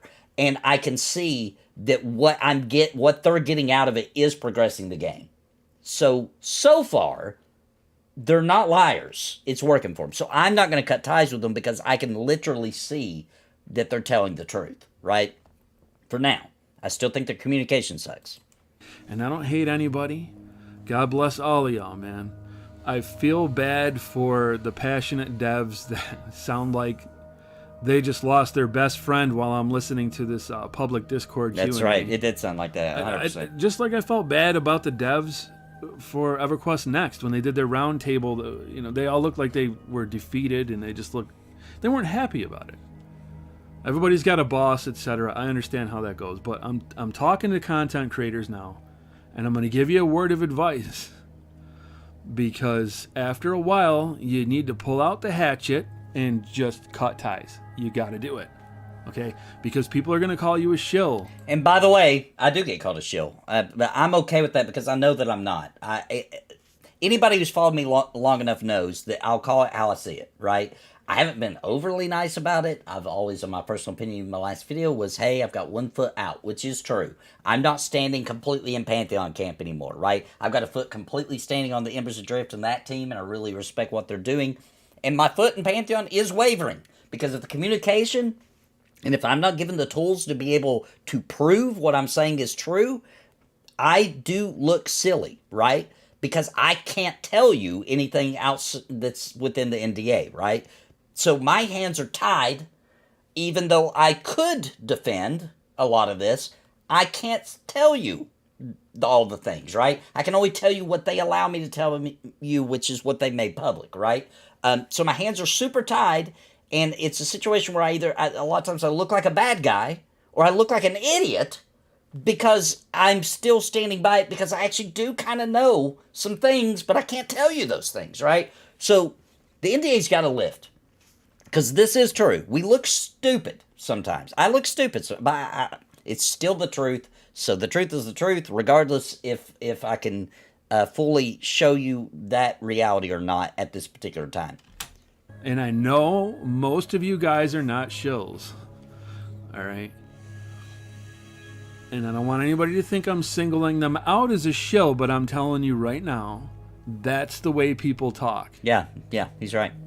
And it's just not good for your personal brand, your channel. You need to start. I'm willing for my brand and my channel to be a little bit perceived wrongly today, since I believe in what it is going to be, right? And if things actually fall completely apart, right, which it still could, monetization could completely make this into an absolute nightmare.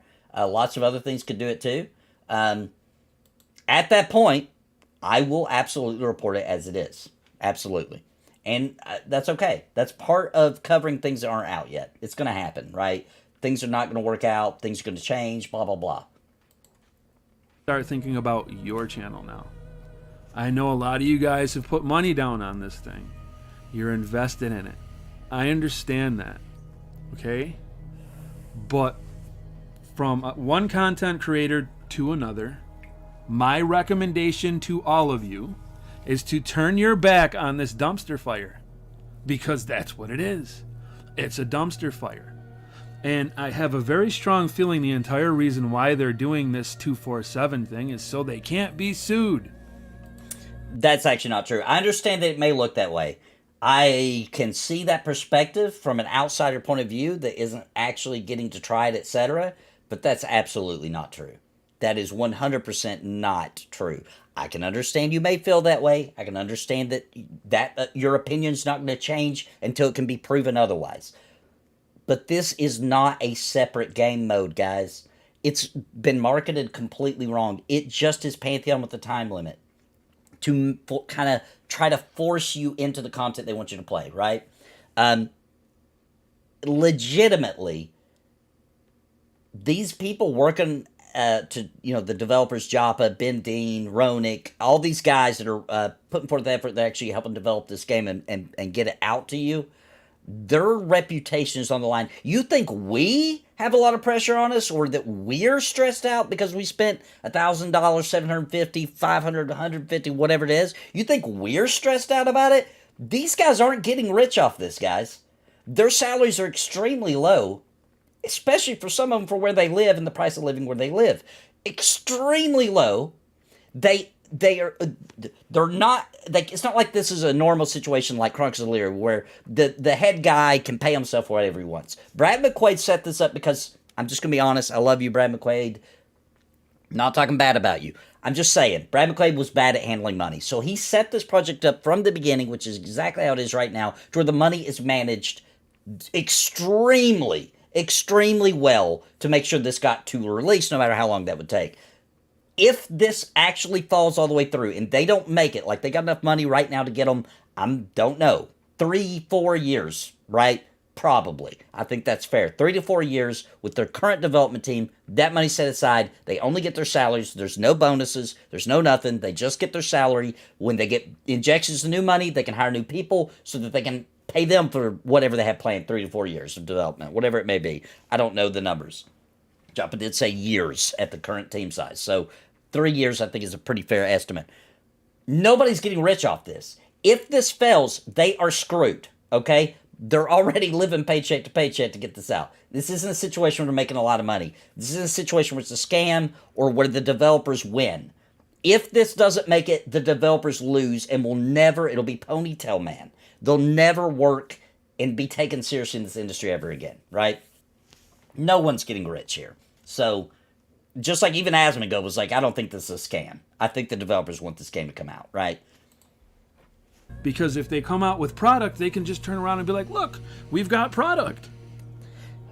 It's not the product they said that they had, but, well, over the years, they've said a lot of lofty things, and people have been recording them. Actually, with Pantheon, they don't even have to do that. So, the premise that this was set up so that they can't be sued is actually wrong. When you give Visionary Realms money, in the terms of service, it generally says it's a donation, that you may or may not get a product. They don't have to do this. This is generally for testing. They're not trying to avoid lawsuits because they're safe on that front. That has no concern to them at all. So I understand you may feel that way, but I know for a fact that isn't even the story, right? They didn't even promise a product, to be honest. That doesn't sound good, but that's the way it is. So they didn't create this to get out of a lawsuit. That was actually, if they were dirty, this would have been unnecessary. That. And that doesn't look good in a court of law. No, this guy does not work. This is actually EQO Nostalgia that's right here in chat. He doesn't work for another game studio. He's an EverQuest Online Adventures fan who's been making content on EverQuest and EverQuest Online Adventures and even some Monsters and Memories. And very similar to the same thing I do. He's also a fellow Christian. He's a good guy. And he's here in chat. I like this guy a lot. And you gotta keep in mind, this is an outsider's opinion. As far as I know, EQ Nostalgia, correct me if I don't want to get false impression, but I believe, and this is a fair outsider's opinion at this point because of the bad communication.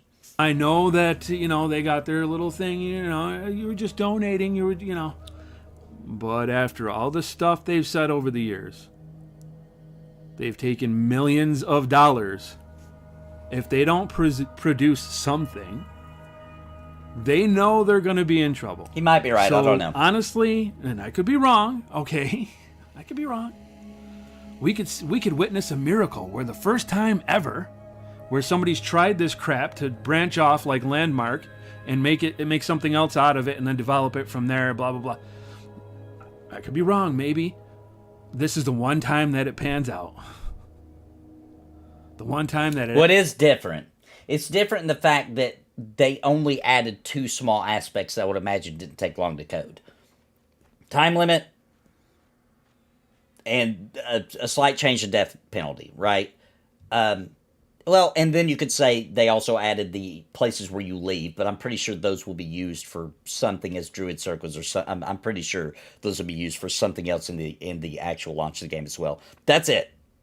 You're not going to new playstyle, per se. It's still just Pantheon. You go in, you do what you want, you do the quest, you're testing the quest, even though you won't get it at the tower in the launch, you'll get it from a random NPC, etc. So it's not giving away information of where you'll get these quests, so it still feels fresh and new when it gets to the, not in this mode.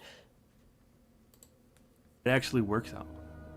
It's not going to work out, guys. And it may not. It's just not. It may not work out just because people are pissed. Just because people won't even give it a chance because of the word extraction. It really might. If it doesn't work out, that's why, in my opinion. Or the time limit. Like, it's just annoying to have a time limit when you're trying to play an MMO. No doubt. If it does work out, it's too late. It's just too late. There's a whole bunch of stuff coming out. It's 10, dude. There is, yeah. It's been almost 10 years. Do you understand? It's a long time, bro. I can point to a game called Eternal Tombs, which I've been looking at lately. It's been in development for I'm over watching 5 this one years. too. I don't know what that means. It can mean 8 years. That's what the developer said. He said over 5 years, okay? They got 30 zones. They did a raid and test 14 recently. raids. I asked the developers of Pantheon. I asked Visionary Realms 2 years ago to just run from zone to zone. I just want to see you guys go from one zone into another zone. And they could not produce that. Nope. That's not how it exists on their side, on client. Nope. If after 8 or so years you can't show people a single frickin' zone and all you've ever showed anybody is a small little area. Well, they do have a full zone. We streamed it. We ran way, way, way far across and showed many camp spots live. So, you know, what I can speak about that is within NDA would be live there. Thrown Fast is a very gargantuan, huge zone that we did get to show off. And at best, like a valley with a little village inside of it. You've got nothing. No, Fairhill's huge. It does have a town within it. It's got a couple of other small settlements we showed off. It's got a outside type dungeon. It's got mini caves. It's got a lot. It's massive. I don't know how big it is, but it's freaking huge. It's much bigger than anything you would normally think of for a zone. It feels like several zones in one. It's very big. Who builds a game like that? Who builds a game like that where you're not building the world as you go along? We're going to build all these systems, and we're going to talk about all these different systems. They talked about, how the elements are going to be this and that, and you'll have to have certain gear for this and that, and the climbing aspects. They got into, the different dialogue aspects. All of that is a fart in the wind. It's gone. It doesn't even exist as far as I can. Does seem like it. I'm not going to lie. I mean, that's hard to deny. Well, we haven't seen any public-facing knowledge on any of that stuff in a while. Tell. So unless they pull a Hail Mary at the last minute, and they're like, yeah, this is, we've got all that stuff, but we really just needed to test this 247 thing to make that work and somehow create 50 zones or whatever. I think they have a nothing burger here. That's all that I can see. Because that's all they've shown me now. That's all they've shown. That's all they've shown. The problem, if Art in the Land is fairly accurate for a lot of things with the development of Pantheon over the years, but the problem here is the showing. They haven't shown anything, dude. It's been bad. There's no doubt. Be transparent, yeah. Yep. And yes, I'm bringing up my faith again. I look at the fruit of people's actions. I don't just look at their words. I'm not saying words are useless, but I look at their actions. What is the fruit of what they're saying? And I have not seen any fruit come out of this game. Everybody's like, they did the public Discord thing. Yeah, after the leak happened. And they came out to try to save face. But do you think they would have said anything to anybody if that leak hadn't happened? I don't think they would. That's a really good point that I thought about too. When would we have found out if the leak wouldn't have happened?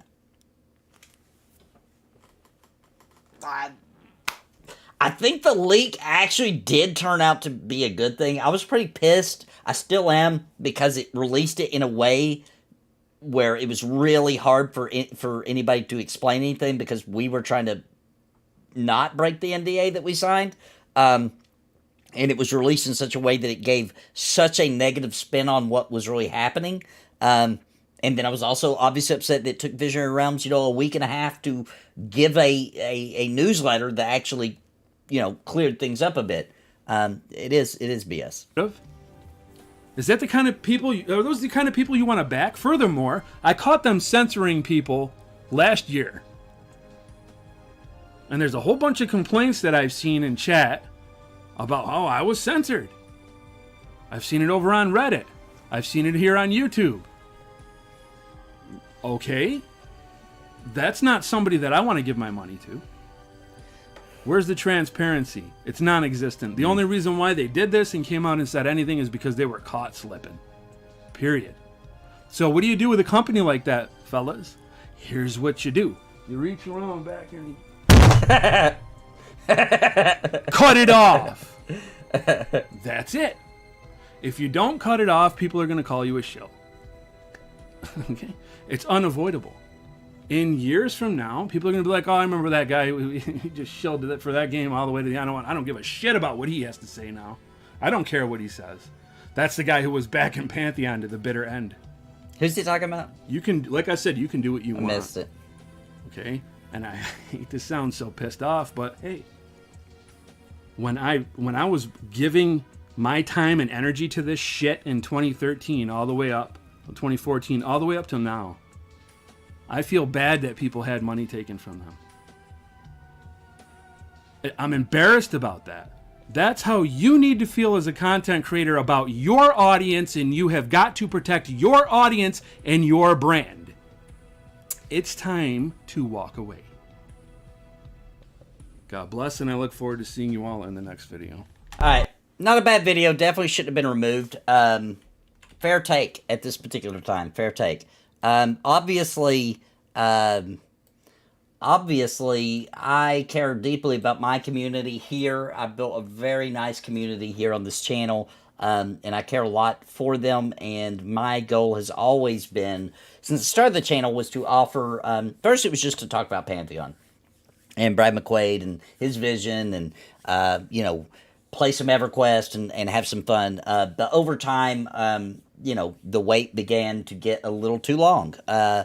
Pantheon was taking longer than normal. So then I was like, you know, I need to, you know, gather up this community so we can play games together while we wait for Pantheon, right? That was my original kind of thing. So I played some EverQuest with the community. We played some Dark Age of Camelot. We played Final Fantasy 11. We played Vanguard Saga of Heroes on the emulator server, and currently, then Embers Adrift launch, and finally, I was like, finally, a newer, old-school type MMO, and over the past year, I've fallen in love with it, and that's really where I'm trying to gather my community up to play, because we can get that same kind of vibe and that old-school MMO feels from Embers Adrift now. So, obviously, I haven't covered Pantheon as much as I used to, because I can't. There's just no new content. The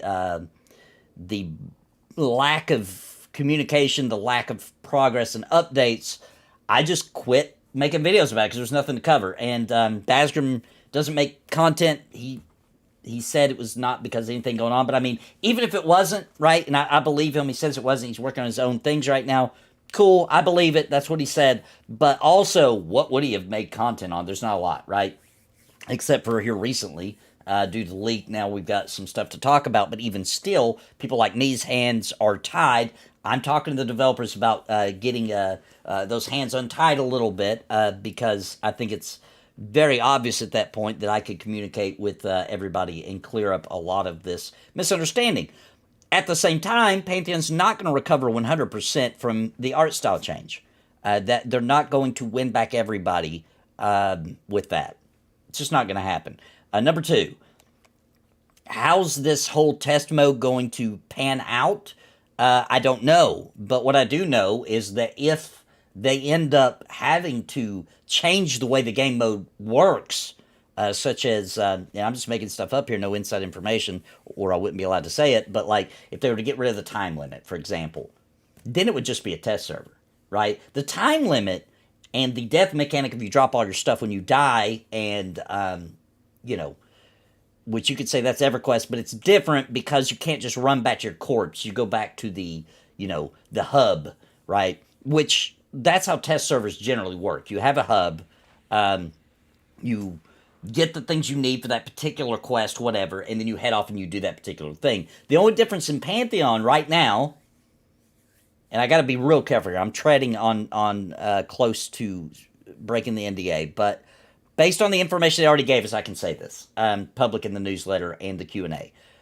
The way it works right now that is only different is instead of it locking you into a small area, there may be times it does, like a dungeon test or something like that, but generally speaking, is you have the entire huge gargantuan zone, right? You're just dumped out in it, but you have a time limit. And the time limit's going to turn some people off for sure, but what they attempted to do there was try to make it to where when you get this quest, you're limited on time, so there's a little bit of intensity. Try to figure it out and get out of there. They thought that would be a good idea to make it feel like this wasn't just a test, but it was its own kind of little game at the same time, right? Yeah, the art change is not going to be changed. That is what it is, right? But anyway, I'm not going to back away from making content because I'm there playing it and seeing the fruits of their actions, right? I understand you guys are not. If you're not doing that, I'm trying to change that. I'm talking to developers so I can show some of that. I still won't be making a ton of Pantheon content until I can, right? And my hands are tied on that, but it doesn't change the fact of what I know, right? All right. I do want to... I'm running out of time. I'll check that out, EQ Nostalgia, but I'm running out of time because my wife is downstairs right now being like, come on, let's go. We got to leave. We're going to be late. But real quick, there's one more thing that I want to show you guys. I want to show you guys... Let me pull this on this window while I'm pulling it up. I want to show you guys a blatant lie. And this pisses me off worse than anything. EQOA Nostalgia's take makes perfect sense. Based on the public-facing knowledge that we have, I have absolutely... I can completely understand where he's coming from, why he feels that way, and why he would be doing that. And I'm not a big fan of censorship, so I don't like that. That's got some ugly feels to it for sure. It could be it could be really bad damage control is the only thing I can think of. I don't know what's going on with that. That's odd.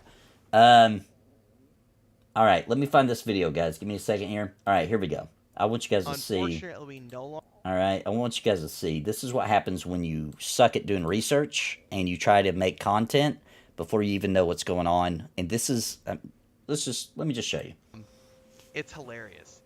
However, the thing that really makes me laugh is I guess during the Q&A last night, I didn't tune in. It was supposedly on Pantheon's Discord, and they locked the Discord. Matter of fact, let's just we're gonna do it right here. We're gonna record it as part of this video, and then I'll just cut this snippet out when we're done. So during last night's Pantheon Q&A, which by the way was not open to everyone, they locked. We'll try to run through that real quick at Eco and Nostalgia. Because they were trying to keep. They're in damage control mode right now. The 24/7 video that they put out has been ratioed. The last time I looked, I hate the way he words this. 800 and some down votes to like 150 up votes. It's even worse than it was when I recorded. It was a bad video. Mine is screwed up for sure. Chris Perkins, Joppa, apparently said last night that the studio is considering bringing on volunteer helpers to help speed up the dev process.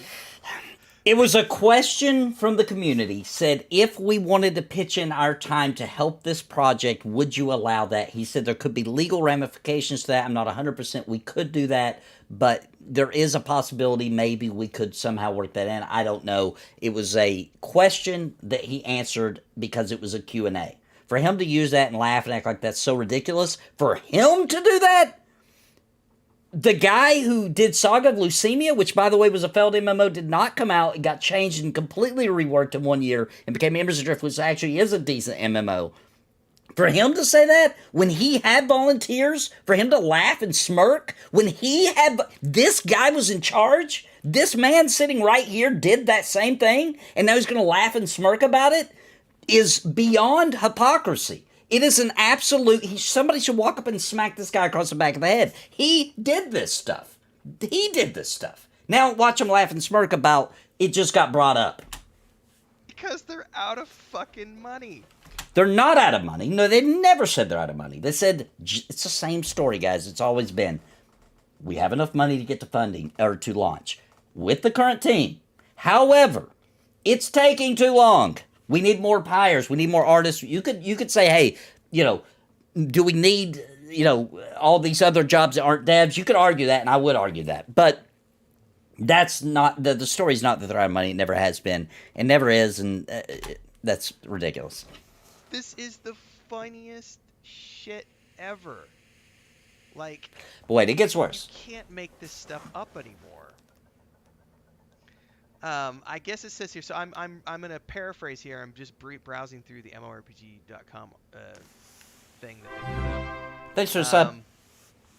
When Joppa was asked whether the studio would consider bringing on volunteer helpers to help speed up the dev process, he said it's something the team is looking at. Said they did the Q&A last night to clear up the errors surrounding the reports the team is working on the spin-off Extraction game. It's not a report, it's true. They released their 24/7 video, I think yesterday or the day before. They tried to justify the new mode under alpha testing as a way to help speed up and contribute to the development of the MMO themselves. However, the topic of speeding up development was something that was touched on multiple times during the Q&A, with one viewer asking whether or not Visionary Realms would consider opening development to volunteers from the community.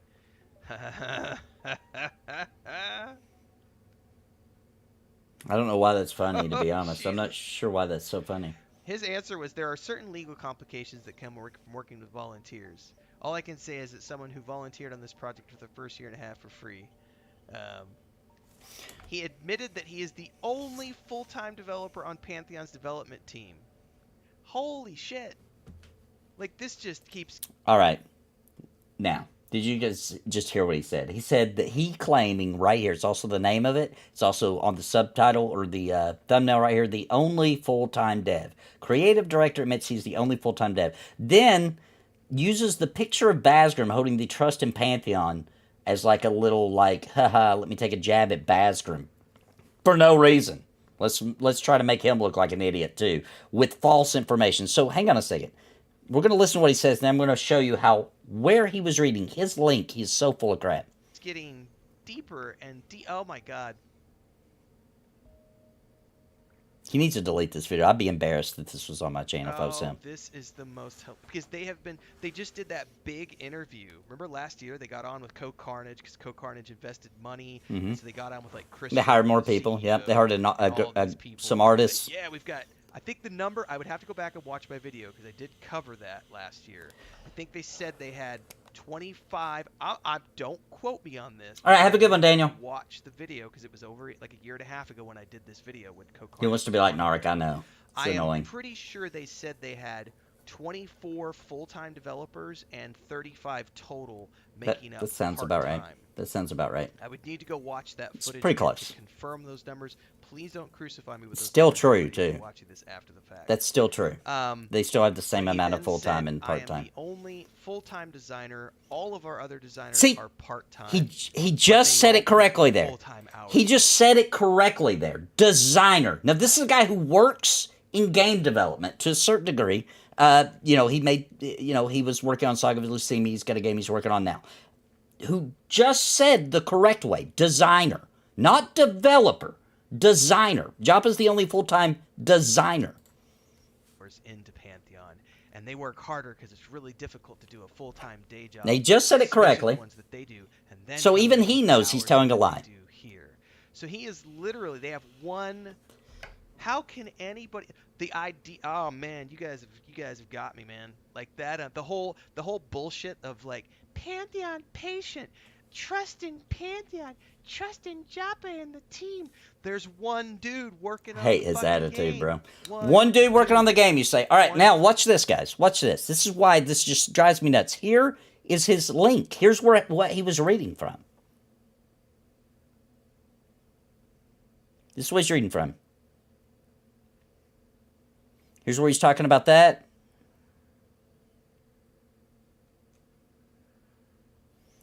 Here's where we're talking about volunteers. Here it is. Perkins, here's where he's reading from. Perkins admitted that he is currently the only full-time designer, which Renfell said in the video, and then changed it and said, use the word developer. Designer. Designer. The other designers are working part-time, though Joppa went on to state that often put full-time hours into Pantheon, which is normal in crowdfunding, indie development, that you put in extra hours because you're passionate and you want to see it through. And then goes on right after actually saying it correctly because he was reading it, then changes the definition again to say developer instead of designer. This guy, how does he, and I even commented, I was pissed. I even said full-time designer. Good Lord, your article says designer, not developer. My God, everything said in this video is a whole bunch of lies. It's pathetic. You should be ashamed for releasing this. Your article, your link proves you wrong. Check the link, people. Or check the link, people. It proves your info is straight line. Please stop taking this guy seriously at this point. Waste your life. But don't worry. Same thing against his life. So copy paste a big thanks for the view and for paying my bills. Because he does. That's how he says to anybody who says anything he don't like. Or keep huffing copium because he's trying to be Narc. Trying to be generic Kmart version of Narc. Renfield does best. Burn more bridges. Renfield gets some sort of bulge from kicking indie devs, which he does. He attacks indie devs every opportunity he gets. He hates them, even though he is one. It's hypocrisy at the largest. He laughs at developers for doing the same thing on my streams live when I used to be friends with this guy, that he used to say he had to do, and that's how it works in indie dev development, and you have to do stuff like that. And then laughs and makes fun of other indie developers for doing the exact things that he himself does and admits has to be done, and it's the way the process goes. So that's freaking pathetic. All right, so EQOA Nostalgia. Let me see if I can find that link before I go. My wife is going to kill me. Okay, the follow-up. All right, let's check this out. So now I'm going to expose how these guys are garbage. And I'm going to very clearly show you how they censored me. This was starting to get traction over here. They took it down. I find it funny that the video that I literally just uploaded was showing people how the same exact shit happened to me with Landmark and with EverQuest Next. The same exact shit. Now look, they thought they were going to be slick and they deleted their comment. But let me show you something, folks. Let me show you something that your boy saved real quick. You see that? Wait, hang on a second. Hang on. What? Didn't you not make the same video like 4 days ago and post it here as well? You guys can see that, right? Very sus, he says. Well, this is worded the same way. 4 days self-promotion. Very sus, huh? You know what I think is very sus? This shit right here. This shit is pretty sus. That is from where sus. I'm sitting, Yeah. asshole. It is. My subs haven't seen me this mad in years, so congratulations. Look at this shit. Are you kidding me? If you do this again, you will be banned. Oh, will I? I'm going to be banned, huh? Never mind the fact that I put in all this work for how long to promote your game? I thought he was about to post it right here live on the thing. Maybe he does. That doesn't matter to you, though, does it? Because now that the chips are down and people have seen you for what you are, oh, you just got to go. Look at, and this freaking video, dude, I uploaded not even an hour ago, a little more over than an hour ago, okay? I was talking about how they did the same shit to me with EverQuest Next. The White Knights came out as swinging. Yeah. Oh, this guy's garbage. This guy's garbage. And the video was absolutely on point. And their subreddit shut down. Okay? They came in, they heckled me. They even made lies about me saying that I called somebody a little bitch when I never did. Okay? I never did any of that stuff. But that's what they said about me. That's how they justified getting rid of me. Okay? And look, like I showed you guys in the video, what happened with Landmark? I still don't know that. I still don't see that the devs are involved in this, right? This is I saw the Pantheon MMO. That's not ran by the devs. They used to a long time ago, but now they're ran by just some jerks. From my interactions, they're. It's a weird group, man. They'll ban you for being too optimistic. They'll ban you for being too negative. They only allow somewhere in the lands in between. And it's been nasty for a while. That's why I left it. I don't know. The MMORPG subreddit, I can't imagine someone at Pantheon having any pull there. The wording is the same. Why? How is it negative then? karma troll account? They don't have any. They don't. So they have come any... up with any bullshit excuse to get rid of you. Guys, I'm showing you right here. Look, read, compare. Same wording, practically identical wording. Okay? And then take a look at what they did to cover their tracks. They got it taken down over here. And they got it taken down over here. This is where they control it, okay? They had to petition to get it taken down. Yeah. They reported it, and now it's up for review. But I'm sure they got more than enough clout over here to get it taken down. Again, do you really want to support these people? Because this guy, whoever he is, he just took a sawed-off shotgun, That guy's not a dev, though. pointed it at his foot, and blew it the fuck off. Because I caught him. I don't know how many of you are going to care about that, but this is Visionary Realms. The same people I showed you that were censoring people and then probably using sock puppet accounts over here I don't know. to talk shit to anybody who didn't like what was going on. Do you think Section 9 was just a rando? With as passionate as they are about, how many times have people had to tell you about the timeline? That sounds like... I don't know, man. There's people in this Pantheon community that are definitely probably way more ridiculous about it than the devs. If you go to like the Discord of Pantheon's official Discord, where it is ran by their moderators, there's quite a bit of absurdity goes on in there. And they don't really, they'll only moderate if you like say they're a scam or something, you know, completely left field. Yeah, but I think, in my personal opinion, I don't believe this was the developers. The developers take a whole lot for them to suddenly do this, right? Like, I'm pretty sure you've been attacked by maybe a group, am I getting killed? Maybe a group of moderators that know each other, but not, you know, you're talking about subreddit moderators versus developers. I'm not at least convinced at this particular time that the devs did that.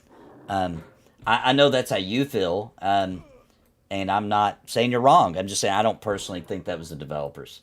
The VRSTF's petitioning. Are they? Maybe they are. I don't know. The deleting their comment was bad, but who was that guy, right? Who was that guy? That's not a name I recognize from any of the development team, at least. I mean, they are doing shady things. Somebody is. I'm just saying I'm not ready to say it was the developers yet. I don't know, man. I don't know.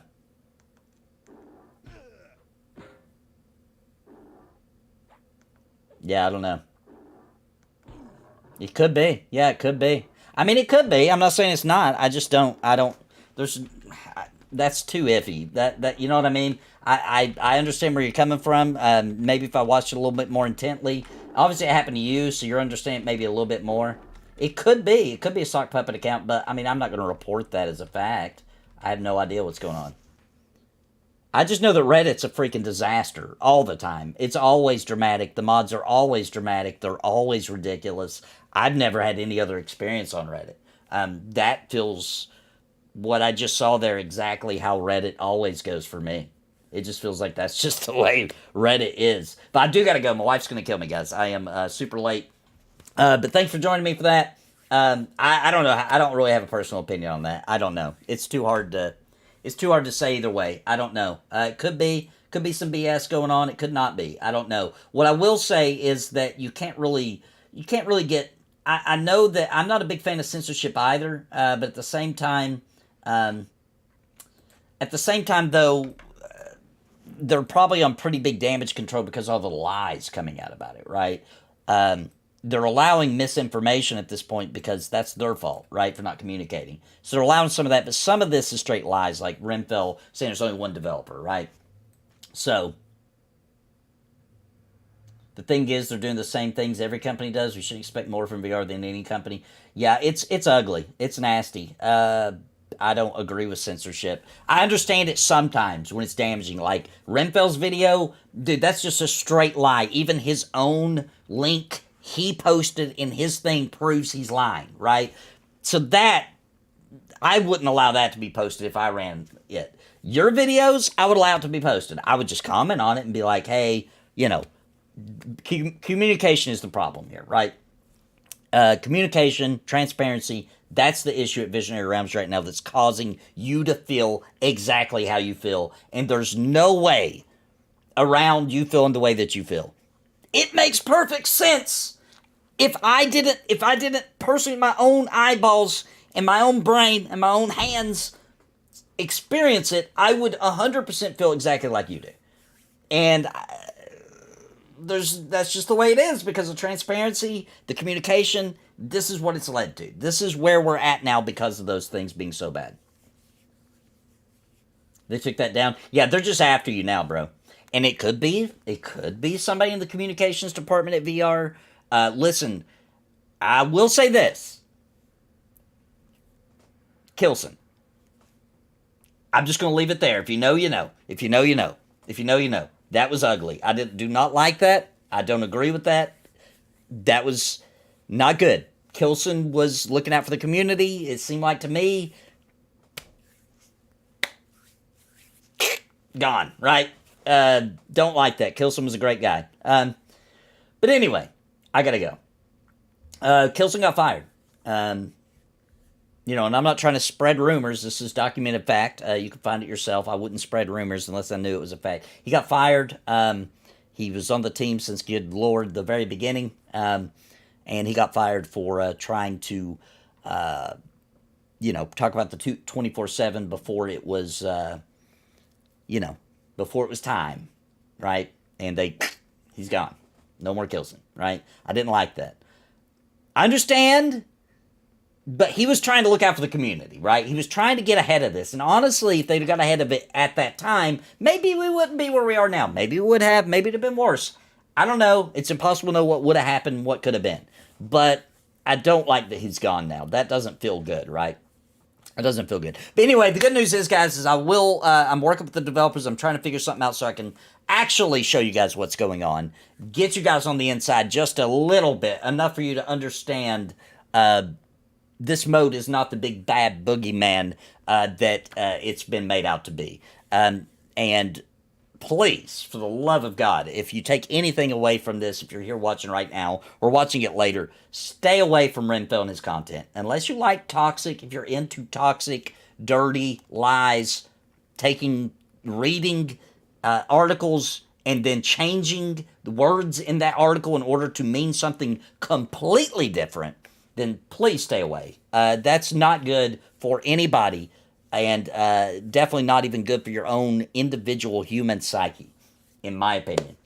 Also, don't go attack them, don't go personally attack him or anything like that, just because I covered that. I just wanted you to know that there was definitely some straight lies coming out of his channel. Now, at the same time, EQ Nostalgia, the way you feel right now, justified.